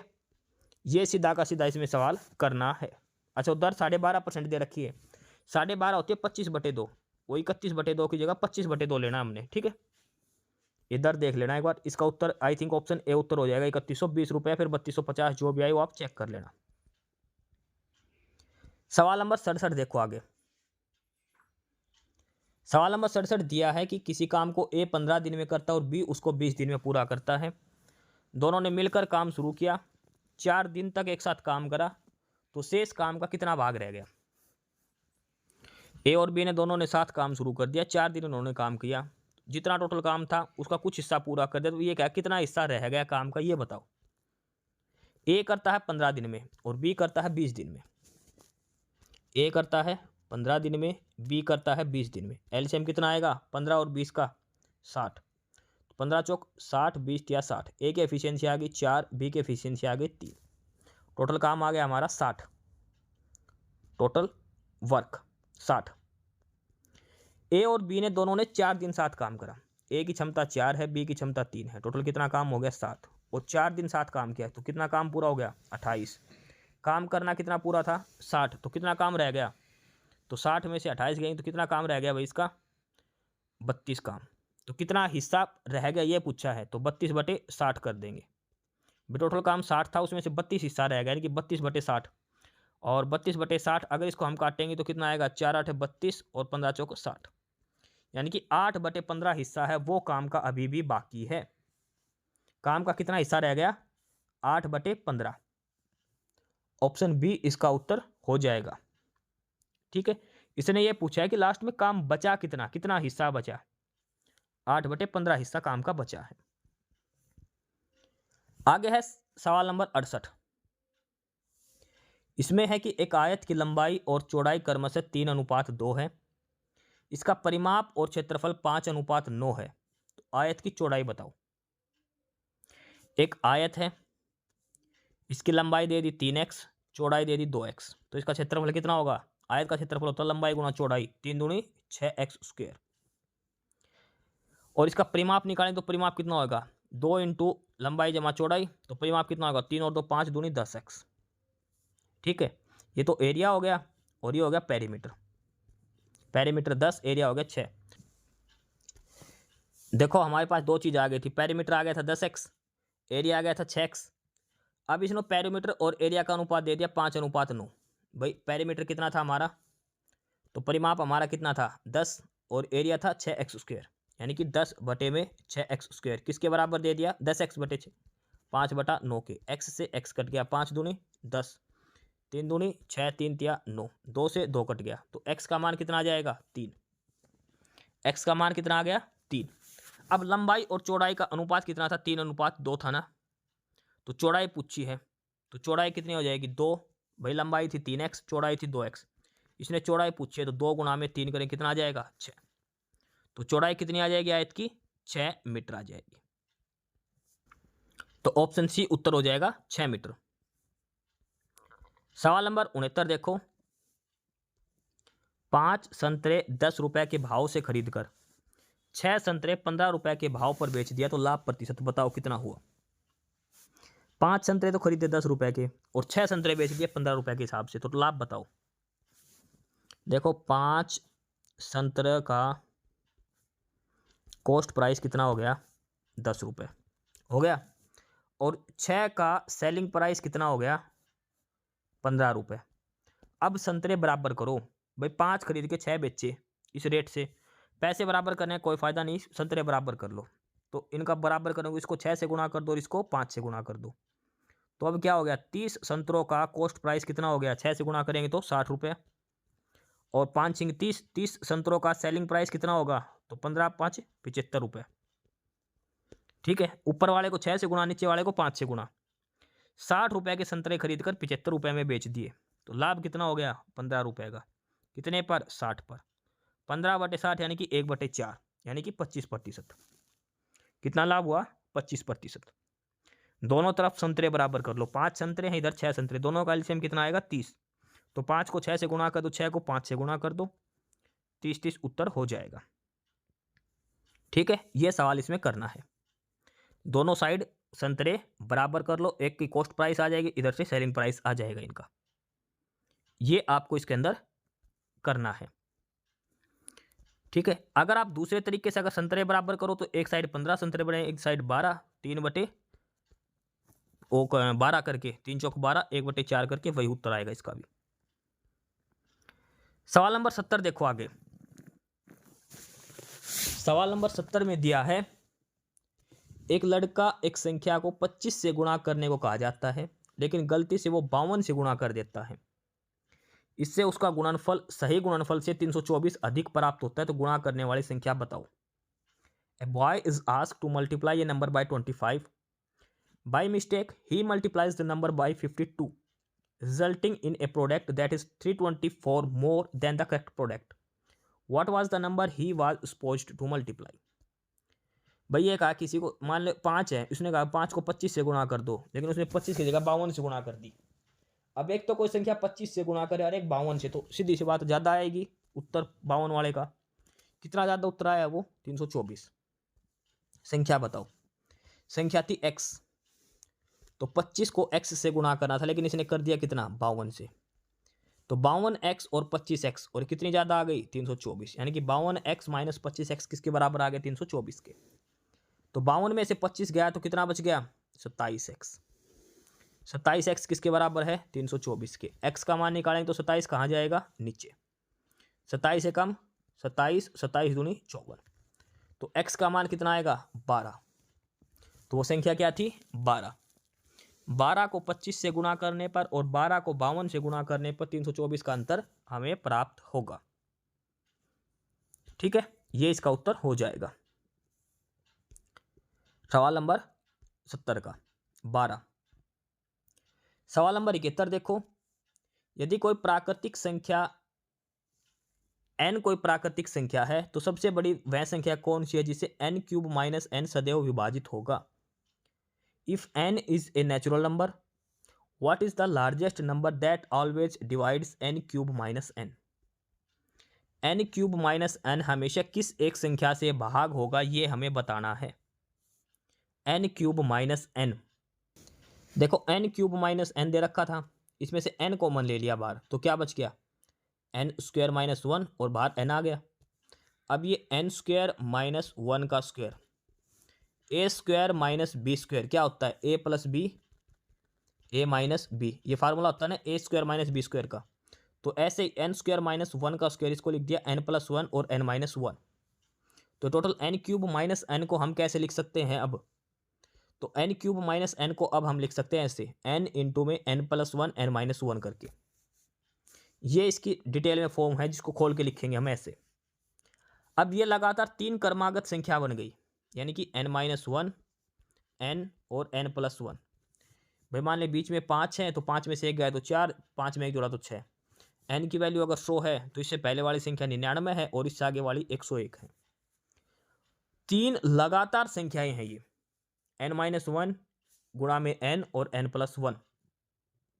और 3 लगातार संख्याओं का गुणा करने का नियम है कि ये 3 अगर लगातार संख्या है तो सीधी सी बात है 3 से तो गुणा होगी होगी, 3 से तो भाग होएगी ही होएगी। लगातार कोई भी 3 संख्याएं हैं, 1 2 3 लगातार 3 संख्या है तो 3 से भाग होगी। 2 3 4 ये भी 3 से भाग होगी। 3 4 5 ये भी 3 से भाग होगी। लगातार कोई भी अगर 3 संख्याएं गुणा कर रखी है तो वो हमेशा 3 से भाग होगी ही होगी। ठीक है, और 3 से कोई भाग हो रही है और लगातार 3 संख्या है तो एक संख्या 2 से भी भाग होगी। भाई 2 गुणा 3 गुणा 4 लगातार 3 संख्या है तो ये संख्या 3 से भी भाग होगी और 2 से भी होगी, क्योंकि एक संख्या सम संख्या उसमें रहेगी। लगातार किन्हीं भी 3 संख्याओं की गुणा करेंगे तो उसमें से एक संख्या क्या मिलेगी, हमें सम संख्या मिलेगी।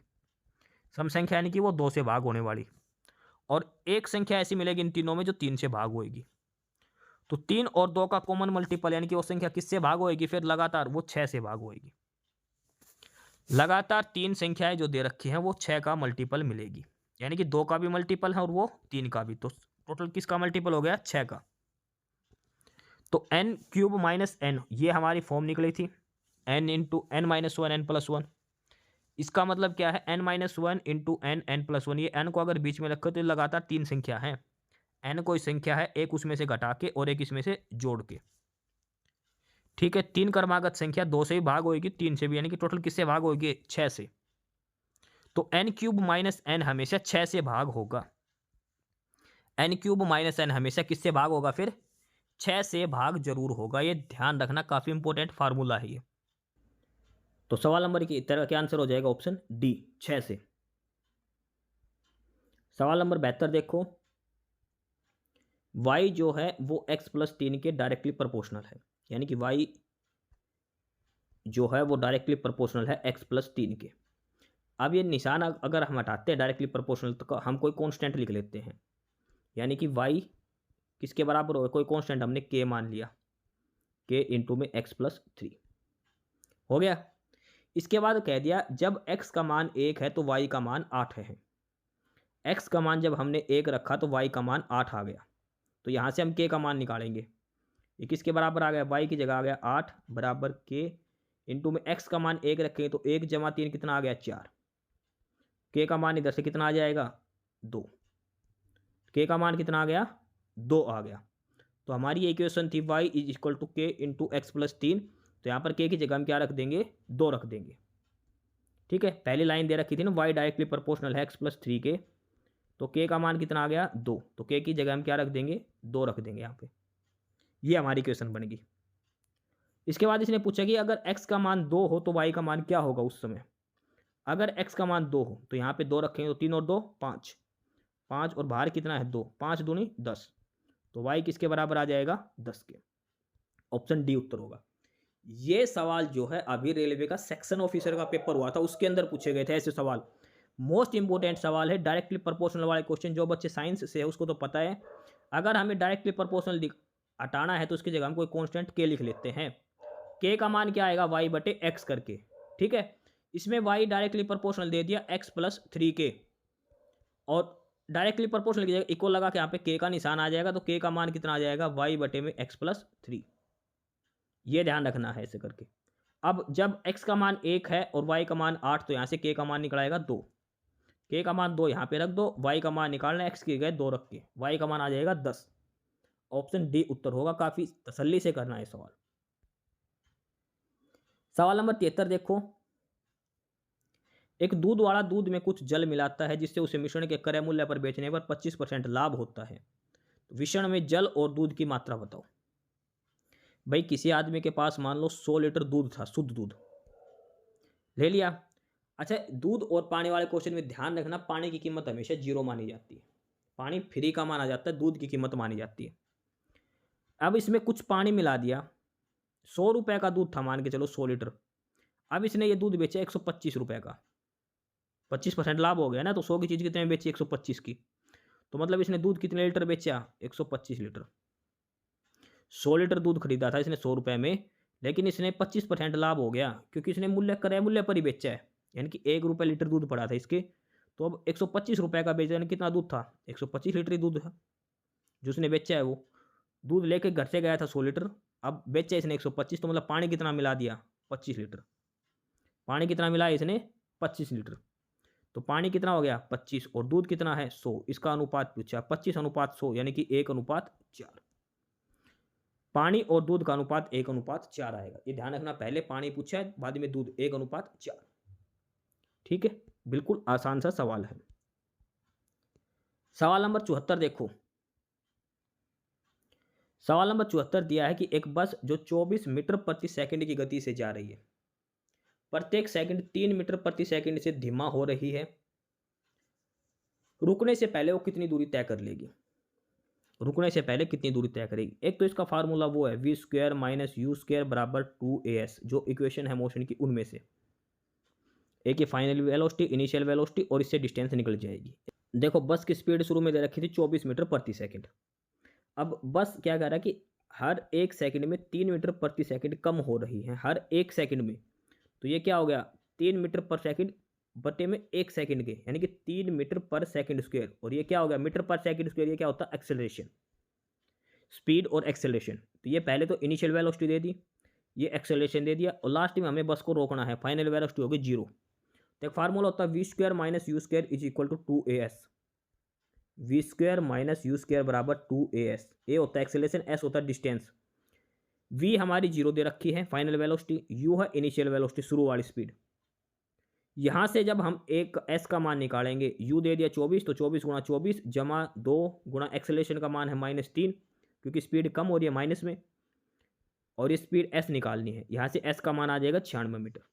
तो जब हमारी बस रुकेगी तो कितनी दूरी चल लेगी, वो 96 मीटर हमारी ये दूरी तय कर लेगी।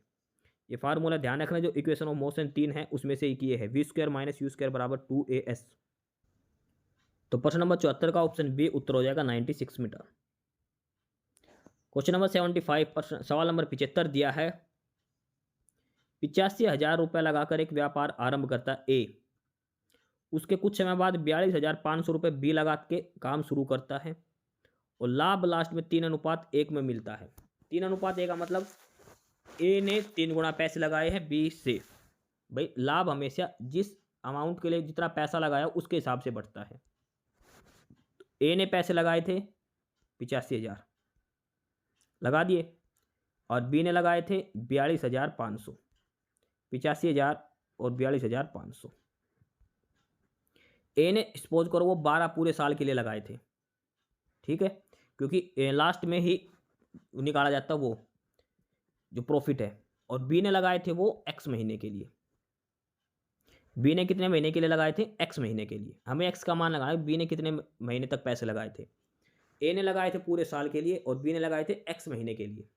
दोनों का अनुपात निकाल लो, और ये होना चाहिए 3:1 के बराबर। यहीं से लाभ निकलता है। तो ये 2 0 से 2 0 कट गई, ये काट दो 25, ये कितने से कटेगी, 25 से काट दो, 25 से कम 25, और 25 निमा 225, सॉरी 25 से कम 25 कितना बच गया, ये 17। 25 से 25 7 175, 17 बचेगा यहाँ से। ये काट दो, 25 दूनी 50, 25 या 75, 25 चौको 100। 17 से काटोगे 17 दूनी 34।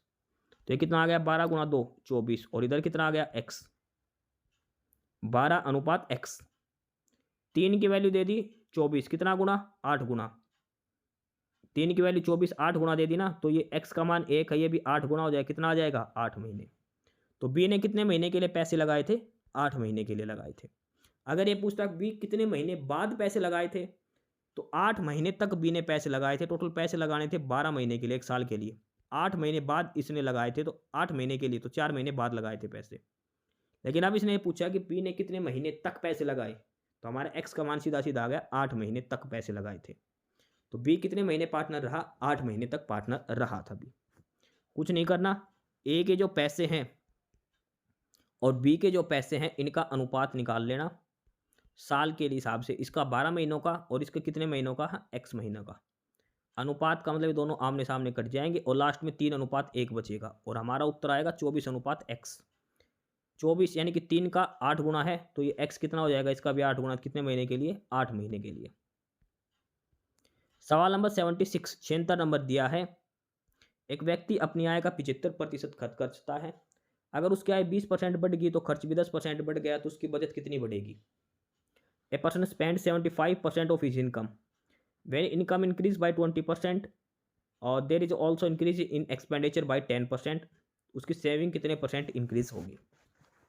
अब देखो हमारी इनकम है 100 रुपये कमाते हैं तो उसमें खर्चा भी शामिल है और जो हमारी बचत है, खर्चा और बचत मिलाकर वही हमारी आमदनी है। शुरू में मान लिया उसकी आदमी की इनकम 100 रुपये थी। इनकम कितनी थी? 100 रुपये। 100 रुपये में से वो 75 रुपये खर्च करता था। इनकम का फार्मूला क्या होता है? Expenditure plus saving. 75 रुपये खर्च कर जाए तो कितने रुपये बचत होती थी? 25 रुपये की। यहाँ पे आसानी से करो, 100 रुपये उसकी, ये एक फार्मूला लिख लो पहले, income is equal to expenditure plus saving. 100 रुपये थे, उसमें से 75 रुपये उसने खर्च कर दिए तो कितने रुपये बच गए? 25 रुपये। अब इसने कहा कि इसकी इनकम 20% बढ़ गई, 100 का 20% करेंगे कितना आ गई? 120 रुपये अब इनकम हो गई। तो इसका खर्चा हो 10% बढ़ गया, तो 75 का 10% कितना होगा? 7.5। तो कितना बढ़ गया? 7.5 और 75, यानी कि अब उसका खर्चा कितना होने लग गया? 82.5 रुपये। पहले 75 रुपये खर्च करता था, अब करने लगा 82.5 रुपये। लेकिन अब इनकम है 120 रुपये, तो अब बचेंगे कितने रुपए? 82.5 और 120 का अंतर कितना हो गया? 17.5 और 20 37.5 रुपये का। ठीक है, पहले वो 25 रुपये बचा रहा था, अब वो बचा रहा है 37.5 रुपये। कितने रुपए फालतू बचाने लग गया? 37.5 में से 25 गए तो 12.5 रुपये। 12.5 रुपये फालतू बचते हैं। कितने रुपए पर? 25 रुपये पर। 12.5 25 का डबल होता है ना, गुणा में 100 करेंगे, कितना परसेंट बढ़ गया? अब उसने अपनी बचत जो हो 50% बढ़ा ली है। इनकम बढ़ी 20%, खर्चा बढ़ा 10%, तो बचत कितने परसेंट बढ़ेगी? 50%। क्योंकि पहले बचत 25 रुपये थी, अब होगी 37.5। पहले 100 रुपये मिलते थे, 75 खर्च करता था, अब 120 रुपये मिलने लग गए, खर्चा 10% बढ़ा, तो 75 का 10% 7.5 बढ़ेगा, तो 75 और 7.5 82 हो गया। 120 में से 82 गए तो बचत आ गई 37.5 की। 25 रुपये पहले बचा था, अब बचाने लगे 37.5 रुपये, यानी कि 12.5 रुपये फालतू बचाने लग गया 25 रुपये पर। तो ऑप्शन बी उत्तर हो जाएगा, 50% उसकी बचत बढ़ गई है। सवाल नंबर 73 है, 6 संख्या है A B C D E F और उनका दे रखा है A into B. A B का मान दे दिया 1, बी सी का मान दे दिया 1/2, सी डी का मान दे दिया 6, डी ई का मान दे दिया 2 और ई एफ का मान दे दिया 1/2। ये सारा का अनुपात दे रखा। अब हमें बताना ए डी बी ई और सी एफ इनका अनुपात। तो पहले तो हम ए डी निकालेंगे इनसे, फिर निकालेंगे बी ई और फिर निकालेंगे सी एफ। उनका अनुपात पूछा है। देखो ए डी निकालना पहले हमें। ए डी कैसे निकलेगा? ए बी सी डी के अंदर से अगर हम बी सी काट दे तो, ए बी सी डी जो है उसमें से अगर हम बी सी काट दे तो, क्योंकि हमारे पास सीधा ए डी नहीं दे रखा, लेकिन हमारे पास ए बी का मान दे रखा है और सी डी का मान दे रखा है। ए बी कितना है? 1, सी डी कितना है? 6, और इसको बी सी से गुणा करें, बी सी कितना है? 1/2, तो ए डी का मान कितना आ जाएगा? 12। सीधा अगला ऐसे हमने बी ई निकालना है। बी ई निकालने के क्या करेंगे? बी सी डी ई, और इसको सी डी से भाग दे देंगे, क्योंकि हमारे पास बी सी की मान है और डी ई का मान है। बी सी का मान है 1/2, डी ई का मान कितना है? 2, और सी डी का मान कितना है? 6, तो बी ई का मान आ जाएगा 1/6। ऐसे ही हमें सी एफ निकालना है। सी एफ के लिए क्या करेंगे? सी डी ई एफ को डी ई से भाग दे देंगे, क्योंकि हमारे पास सी डी है, ई एफ है और डी ई भी दे रखा है। ठीक है, सी डी का मान है 6, ई एफ का मान है 1/2 और डी ई का मान है 2, यह आ जाएगा 3/2। अब हमारे पास तीनों का मान आ गया। ए डी का मान 12, बी ई का मान 1/6, सी एफ का मान 3/2। ठीक है, ये अनुपात आ गया, ये हमसे पूछा है। अब ये नीचे फ्रैक्शन है, इसको हटाने के लिए इनका एलसीएम ले लो। क्या आएगा? 6, तो इसको पूरी भिन्न को 6 से भाग कर दो, तो इसको पूरे को 6 से गुणा कर दो। अब इसको 6 से गुणा करेंगे तो सही उत्तर क्या आएगा? 12 6 72, और 6 से 6 कट जाएगा 1, और ये 2 3 6 3 3 9, तो अनुपात क्या आएगा इनका? 72:1:9। ये सवाल था। ए डी बी ई और सी एफ हमें निकालना था, और इनकी वैल्यू दे रखी है A B B C C D D E F की। ठीक है, अलग अलग करके ये ध्यान रखना, कैसे हमने ए डी के मान निकाला, कैसे बी ई का, कैसे सी एफ का मान हमने निकाला, फिर इनका तीनों का अनुपात करा है। सवाल नंबर 73 का ऑप्शन बी उत्तर हो जाएगा, 72:1:9 करके। सवाल नंबर 78 देखो, ए की आय का 5% बी की आय के 15% के बराबर है, बी की आय का 10% सी के 20% के बराबर है, सी की आय 2000 है, तो ए बी और सी तीनों की आय टोटल बताओ कितनी है। तीनों की टोटल आय बताओ। यानी कि ए का 5%, यानी कि 5% ऑफ ए दे रखा है, 15% ऑफ बी के, परसेंट से परसेंट कट जाएगा। तो ए बटा बी अगर हम निकालेंगे तो ये 5 नीचे आ जाएगा, बी इधर आ जाएगा, तो कितना आ गया 3/1। यानी कि ए अनुपात बी कितना आ गया 3/1। बी और सी का दे रखा है 10b बटे में 20c, 10b बराबर 20c दे रखा है। यहाँ से बी और सी का अनुपात निकालो। देखो 5% ऑफ ए बराबर 15% ऑफ बी, यहाँ से ए अनुपात बी आएगा 3/1। आगे है 10% ऑफ बी 20% सी के, तो बी अनुपात सी का अनुपात आएगा 2/1। अब यहाँ पे बी का मान 1 है और यहाँ पे बी का मान 2 है, तो बी बराबर होना चाहिए। तो इस ऊपर वाले भिन्न को 2 से गुणा करो, तो ए अनुपात बी जो 3/1 था, अब ये कितना हो जाएगा 6/2 हो गया। और यहाँ पे बी अनुपात सी है 2/1, तो इसका मतलब टोटल अनुपात कितना हो जाएगा 6/2/1।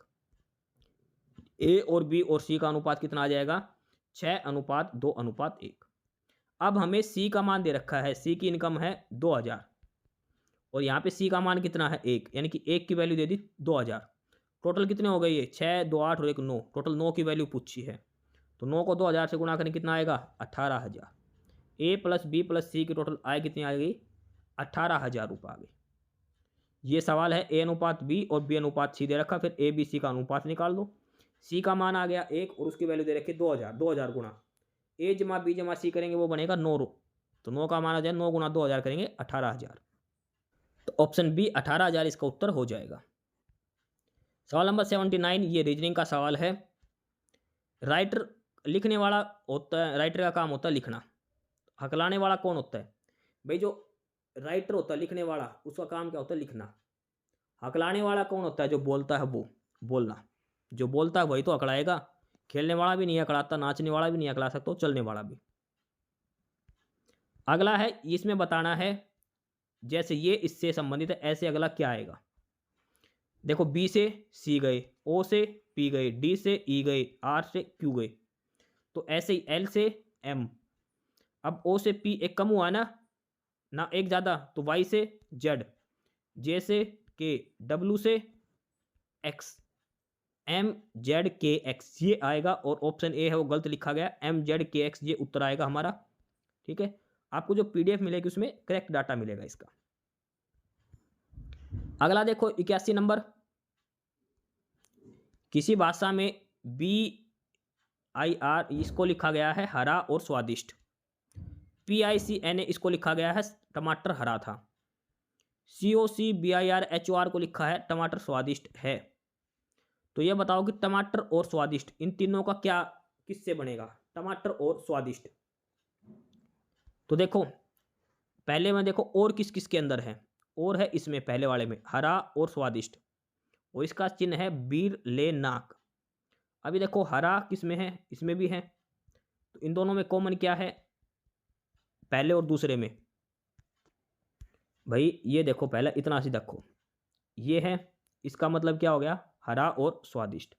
दूसरा है ये, इसमें है टमाटर हरा था, दोनों में कॉमन क्या है हरा, तो मतलब इन दोनों में एक चीज़ कॉमन है और वो है हरा। तो हरे के लिए क्या हो जाएगा NaC, इसमें भी NaC है, इसमें भी NaC, तो हरे का मतलब क्या हो गया NaC, हरा कट गया NaC कट गया। अब अगला देखो COC, और इसका मतलब है टमाटर स्वादिष्ट था, टमाटर स्वादिष्ट है। अब इसमें टमाटर हरा था और टमाटर स्वादिष्ट है, दोनों में टमाटर कॉमन है, तो टमाटर के लिए क्या निशान होएगा, इन दोनों में कॉमन क्या है, तो इन दोनों में कॉमन है HOR, HOR, तो टमाटर के लिए क्या हो गया HOR हो गया। अब पहले में HOR टमाटर के लिए है, NaC हरे के लिए है, तो PIC किसके लिए हो गया था के लिए। ठीक है, ये तीनों अलग अलग हो गए। अब आगे लास्ट वाला देखो, पहले में और तीसरे में देखो, इसमें और इसमें टमाटर स्वादिष्ट हैं और इसमें है हरा और स्वादिष्ट, तो इसमें कॉमन क्या है स्वादिष्ट है दोनों में, तो स्वादिष्ट के लिए इन दोनों में क्या चीज़ कॉमन है वो है BIR, तो स्वादिष्ट का क्या निशान हो गया BIR, BIR स्वादिष्ट हो गया, NaC हरा हो गया, तो LE बच गया, LE का मतलब क्या हो गया और, तो ये बनेगा NOR LE BIR, NOR LE BIR। यानी कि ऑप्शन ए वाला, ठीक है। ये आगे पीछे इसने दे रखा है, ये HOR वाला, ठीक है। ऑप्शन ए उत्तर बनेगा, आप करके देख लेना। अगला है इसमें सीक्वेंस पूरी करनी, सीरीज पूरी करनी, क्या आएगा? 2, 2 दूनी 4, 2 तिया 6, 2 चौकी 8, तो एक छोड़कर क्या आएगा यहाँ पे 10। 44 में से 3 गए तो 41, 41 में से 3 गए तो 38, 38 में से 3 गए तो 35, तो क्या आएगा 35 और 10, ऑप्शन ए उत्तर हो जाएगा। बिल्कुल आसान है, एक छोड़कर एक इसमें लगा रखी ट्रिक। सवाल नंबर 83 बताओ कि इसमें यहाँ पर क्या आएगा चौथी इमेज। पहले सारा काला था, फिर बाहर सफ़ेद हो गया, बीच में थोड़ा काला, फिर और ज़्यादा सफ़ेद हो गई, बिल्कुल टिकारी बच गई। अब लास्ट में क्या होएगा? लास्ट में बिल्कुल सफ़ेद हो जाएगा। लास्ट में क्या होएगा? बिल्कुल सफ़ेद हो जाएगा। इसमें देखो काला रंग बढ़ा दिया, लेकिन ऐसा कुछ नहीं है, ठीक है, बाउंड्री बराबर है ये, तो ऑप्शन सी उत्तर आएगा। सवाल नंबर 84 है कि in the following series find out how many 1, 3 and 7 appeared together. 7 बीच में है, देखो इस सीरीज में ये बताना है 1, 3 और 7 एक साथ आए हैं, लेकिन 7 बीच में है, 1 और 3 के बीच में 7, यानी कि 173 या फिर 371 कितनी बार आया है वो बताना है। सीधा मतलब है 1, 3, 7 ये तीनों एक साथ होने चाहिए, लेकिन 7 जो है वो बीच में होना चाहिए। 1, 3, 7 यहाँ भी है, लेकिन 7 बीच में नहीं है। 1, 3, 7 यहाँ भी है, ये सही है, 7 बीच में है एक बार। 1, 3, 7 ये 7 बीच में है 2 बार। और कहाँ है 7? 1, 3, 7 7 बीच में होना चाहिए, एक ये रहा 3 बार। और कहीं है 7 के आगे पीछे 1 या 3 में से, 7 के पीछे 1 है, आगे 7 है, ये नहीं होगा, ठीक है। 7 के आगे 5 है, ये भी नहीं होगा। 7 के आगे 3 है, लेकिन पीछे 1 नहीं है, तो कितनी बार है? 3 बार। 3 बार एक 7 ऐसे लिखा गया जिसके आगे पीछे 1 और 3 है, ऑप्शन ए उत्तर हो जाएगा। सवाल नंबर 85 है, दिशा का सवाल है। एक व्यक्ति 3 किलोमीटर पूर्व में गया, फिर 2 किलोमीटर उत्तर में गया, फिर 2 किलोमीटर पूर्व में गया, इसके बाद लास्ट में 14 किलोमीटर दक्षिण में गया। अब जहाँ से वो चला था वहाँ से पहुँचने के लिए निकटतम दूरी, अगर कहीं भी निकटतम दूरी आ जाए तो ये लगा लेना कि डायगोनल बनेगा, वहाँ पे पाइथागोरस थ्योरम लगेगी ही लगेगी। निकटतम इसलिए पूछता है भाई, वो ऐसे चलेगा कि वो जो थ्योरम लगेगी पाइथागोरस की। अब डायरेक्शन का सवाल है, ऐसे बना लो नॉर्थ, साउथ, ईस्ट, वेस्ट। अब चलाओ 3, यहाँ से चला मान लो 3 किलोमीटर ईस्ट में, उसके बाद 2 किलोमीटर नॉर्थ में, उसके बाद 2 किलोमीटर ईस्ट में, इसके बाद 14 किलोमीटर साउथ में, ठीक है। अगर ये इसके सिधाई में देखें तो 2 किलोमीटर ये है, तो नीचे वाला बच गया 12। ये दोनों की दूरी निकालनी है, ये वाली दूरी, यहाँ से यहाँ तक की, ए से लेकर बी की दूरी। तो ये कर्ण का स्क्वायर क्या होगा? आधार का स्क्वायर जमा लंब का स्क्वायर। तो ये लंब की वैल्यू कितनी है? 12। 12 का स्क्वायर कितना हो गया? 144। ये दूरी कितनी आएगी? पहले कितना चला था? ये 3 चला था, फिर ऊपर 2 चला था, ये कितनी आएगी? 5। 5 का स्क्वायर 25। 144 और 25 169। 169 का स्क्वायर रूट करें क्या आएगा? 13 किलोमीटर। तो प्रारंभिक बिंदु से अंतिम बिंदु के बीच की न्यूनतम दूरी कितनी आएगी? 13 किलोमीटर। ये 5 आ जाएगा, ए से सी तक, और बी से सी तक 12 बचेगा। 12 का स्क्वायर जमा 5 का स्क्वायर, उसका अंडर आ जाएगा 13। अगला है 86 नंबर, और यह है कथन और निष्कर्ष का। कथन और निष्कर्ष, कुछ कथन दे रखे, कुछ निष्कर्ष। पहला है कि कुछ सेब अंगूर हैं, कुछ सेब अंगूर हैं, सेब अंगूर हैं। सभी अंगूर केले हैं, सारे अंगूर जो है वो क्या हो गए? केले हैं। सारे अंगूर क्या हैं? केले हैं। कुछ आलू बुखारे अंगूर हैं, ये अंगूर है, और इसमें से क्या हो गया? कुछ अंगूर में से ये आलू बुखारे, आलू बुखारे को हमने बी लिख दिया, ठीक है। अब पहला पढ़ते हैं, कुछ केले आलू बुखारे हैं, बिल्कुल। केला और आलू बुखारे के बीच में ये हिस्सा कॉमन है, बिल्कुल। कुछ केले आलू बुखारे हैं। कुछ सेब केले हैं, कुछ सेब केले हैं, बिल्कुल ये कॉमन हिस्सा है। केले का और सेब का और अंगूर का जो कॉमन हिस्सा वो केले का भी कॉमन है, तो ये भी सही है। कुछ केले सेब हैं या कुछ सेब केले हैं। सभी केले अंगूर हैं, सभी केले अंगूर नहीं, सभी अंगूर केले हैं, सभी केले अंगूर नहीं है। यानी कि निष्कर्ष 1 और 2 का अनुसरण करता है। निष्कर्ष 1 और 2 का अनुसरण करता है। Only 1 and 2 follows. तो ऑप्शन सी इसका उत्तर हो जाएगा क्वेश्चन नंबर 86 का। 87 है कि परसों गुरुवार था तो रविवार कब होगा। परसों यानी कि 2 दिन पहले। परसों मान लो डे बिफोर यस्टरडे क्या था, गुरुवार, थर्सडे। तो कल क्या था, फ्राइडे। आज क्या हो गया, सैटरडे। तो कल क्या होगा, संडे। आने वाले कल को क्या होगा, संडे। संडे कब होगा, टुमारो, आने वाले कल को। आज शनिवार है। इसने कहा कि परसों गुरुवार था, परसों बृहस्पतिवार था, तो कल शुक्रवार था, आज शनिवार हो गया, तो इतवार कब होगा, आने वाले कल को, टुमारो। ऑप्शन सी उत्तर हो जाएगा।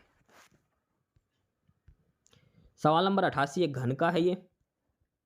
इसने कहा कि एक घन को 2 भागों में काट दिया, ठीक है, डायगोनली या हॉरिजॉन्टली कैसे भी करके। एक क्यूब जो था उसको 2 भागों में काट दिया, 2 हिस्से बना दिए इसके बीचों बीच। फिर एक टुकड़े के 2 बड़े पृष्ठों पर लाल और शेष पर हरे रंग से रंगा जाता है। एक टुकड़ा उठा लिया, उसमें जो बड़ा हिस्सा था ना, लंबाई के हिसाब से दो हिस्से लंबे बनेंगे, उसको लाल रख दिया, और बाकी छोटे हिस्से थे उसको हरा कर दिया। और जो दूसरा वाला जो हिस्सा बन गया था, 2 हिस्से हो गए थे क्यूब के, उसमें बड़े वाले पर तो हरा कर दिया, छोटे पे लाल कर दिया, ठीक है। फिर प्रत्येक को समान आकार के 32 घनों में काट दिया। बड़े ऊपर वाला हिस्सा था उसके भी 32 टुकड़े कर दिए, नीचे वाला हिस्सा था उसके भी 32 टुकड़े कर दिए। टोटल कितने हिस्से हो गए, 64 हिस्से हो गए। ऊपर वाले में बड़े पर रेड है, छोटे हिस्से पर ब्लू है, ग्रीन है। नीचे में बड़े पर ग्रीन है, छोटे पे रेड है, ठीक है। और फिर इन सभी को 64 को एक साथ इकट्ठा करके मिला दिया। तो कितने घन ऐसे हैं जिस पर, कितने घन पर कोई पृष्ठ रंगीन नहीं है। ऐसे कौन सा, कितने ऐसे क्यूब बन गए छोटे छोटे, 64 जो क्यूब बन गए थे छोटे, उनमें से ऐसे कितने क्यूब हैं जिनके ऊपर कोई भी रंग नहीं किया गया किसी फेस पर।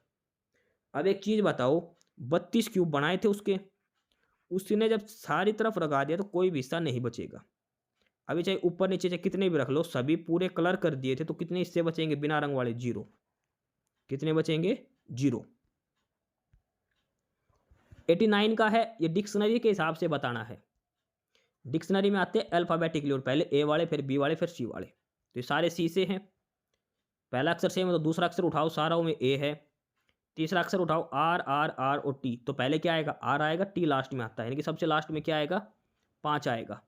यानी कि ऑप्शन सी और डी तो कट गया, क्योंकि टी सबसे लास्ट में आता है, ठीक है। अब अगला उठाओ, I D N O T, ये बच गए भाई। तीसरा हिस्सा आर वाला पूरा हो गया। अब चौथा लेटर मिलाओ, इसमें है आई, इसमें है डी, इसमें है एन और इसमें है T.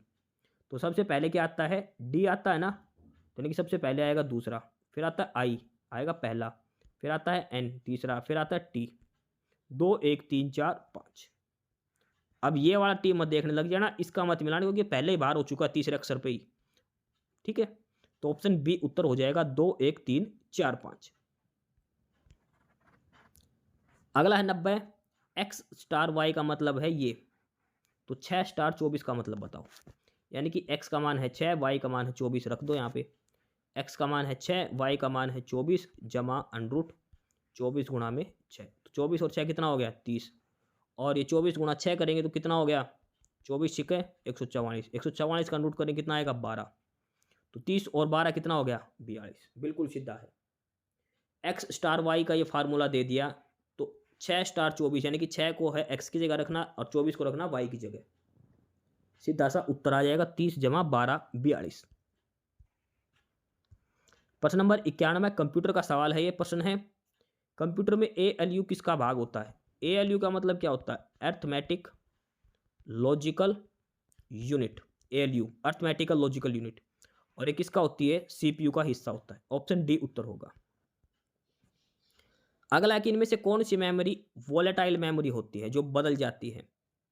RAM, ROM, hard drive या पेन ड्राइव। तो वो होती है RAM, random access memory. Random access memory होती है, रैम जो है वो वोलेटाइल होती है।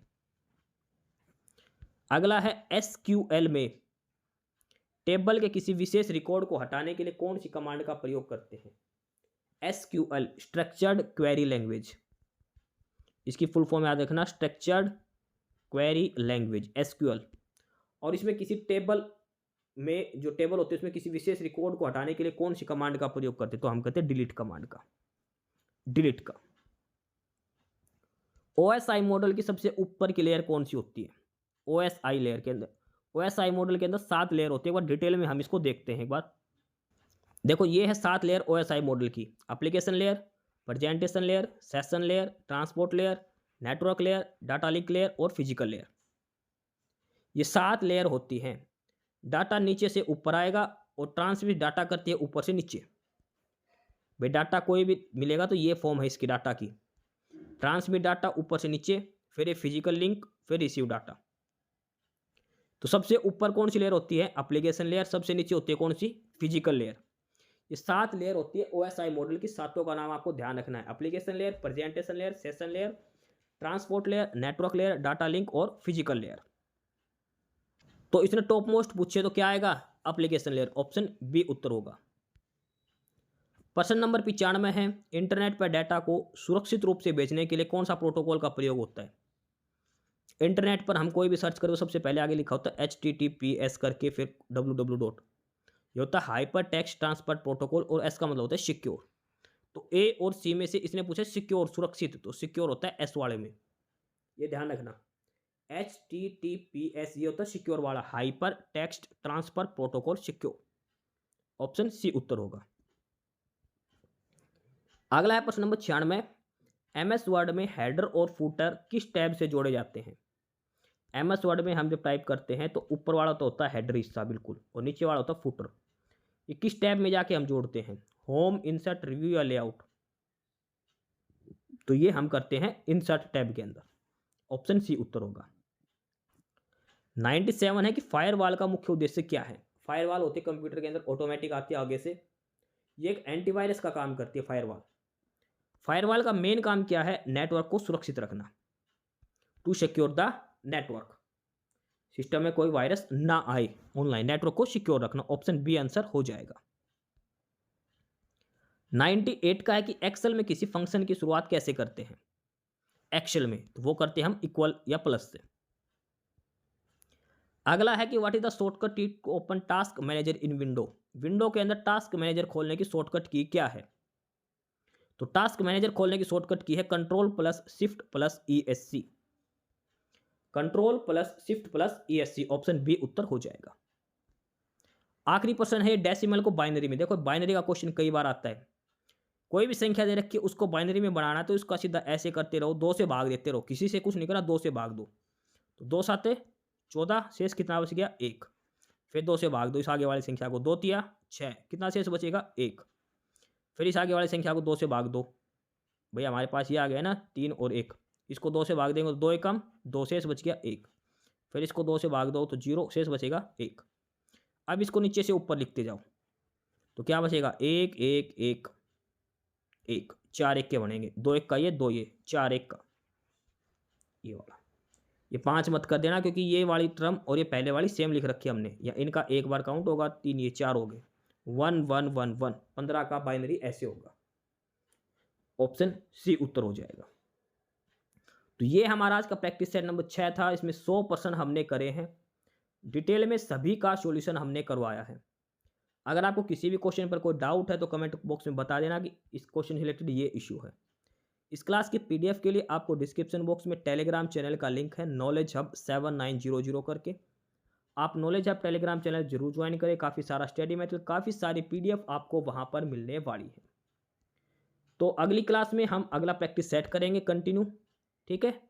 और साथ के साथ हम बीच में और भी नॉर्मल क्लासेस लेते रहेंगे अलग अलग टॉपिक के हिसाब से। एस्पिरेंट्स यही था आज की इस वीडियो में आपके लिए, ठीक है। और बाकी अगर कुछ नहीं समझ में आया या कुछ पूछना हो या फिर किसी स्पेसिफिक टॉपिक पे पूछना हो, वीडियो बनवानी हो, तो आप कमेंट बॉक्स में कमेंट कर सकते हैं, ठीक है। बाकी आप हमारा चैनल नॉलेज हब को सब्सक्राइब जरूर करें, अपने फ्रेंड्स को रिकमेंड करें और वीडियो को लाइक करें, शेयर करिए, जुड़े रहिए हमारे साथ। मिलते रहेंगे आपके साथ रोज़ रोज़ नए कंटेंट के साथ, नई अपडेट्स के साथ, ठीक है। और चैनल को शेयर ज़रूर करें अपने फ्रेंड्स के साथ। एक बार फिर से जो एस्पिरेंट्स, जो कैंडिडेट्स नए हैं, वो चैनल को सब्सक्राइब जरूर करें अपने चैनल नॉलेज हब, ठीक है। मिलते हैं नई अपडेट्स के साथ, तब तक के लिए बाय।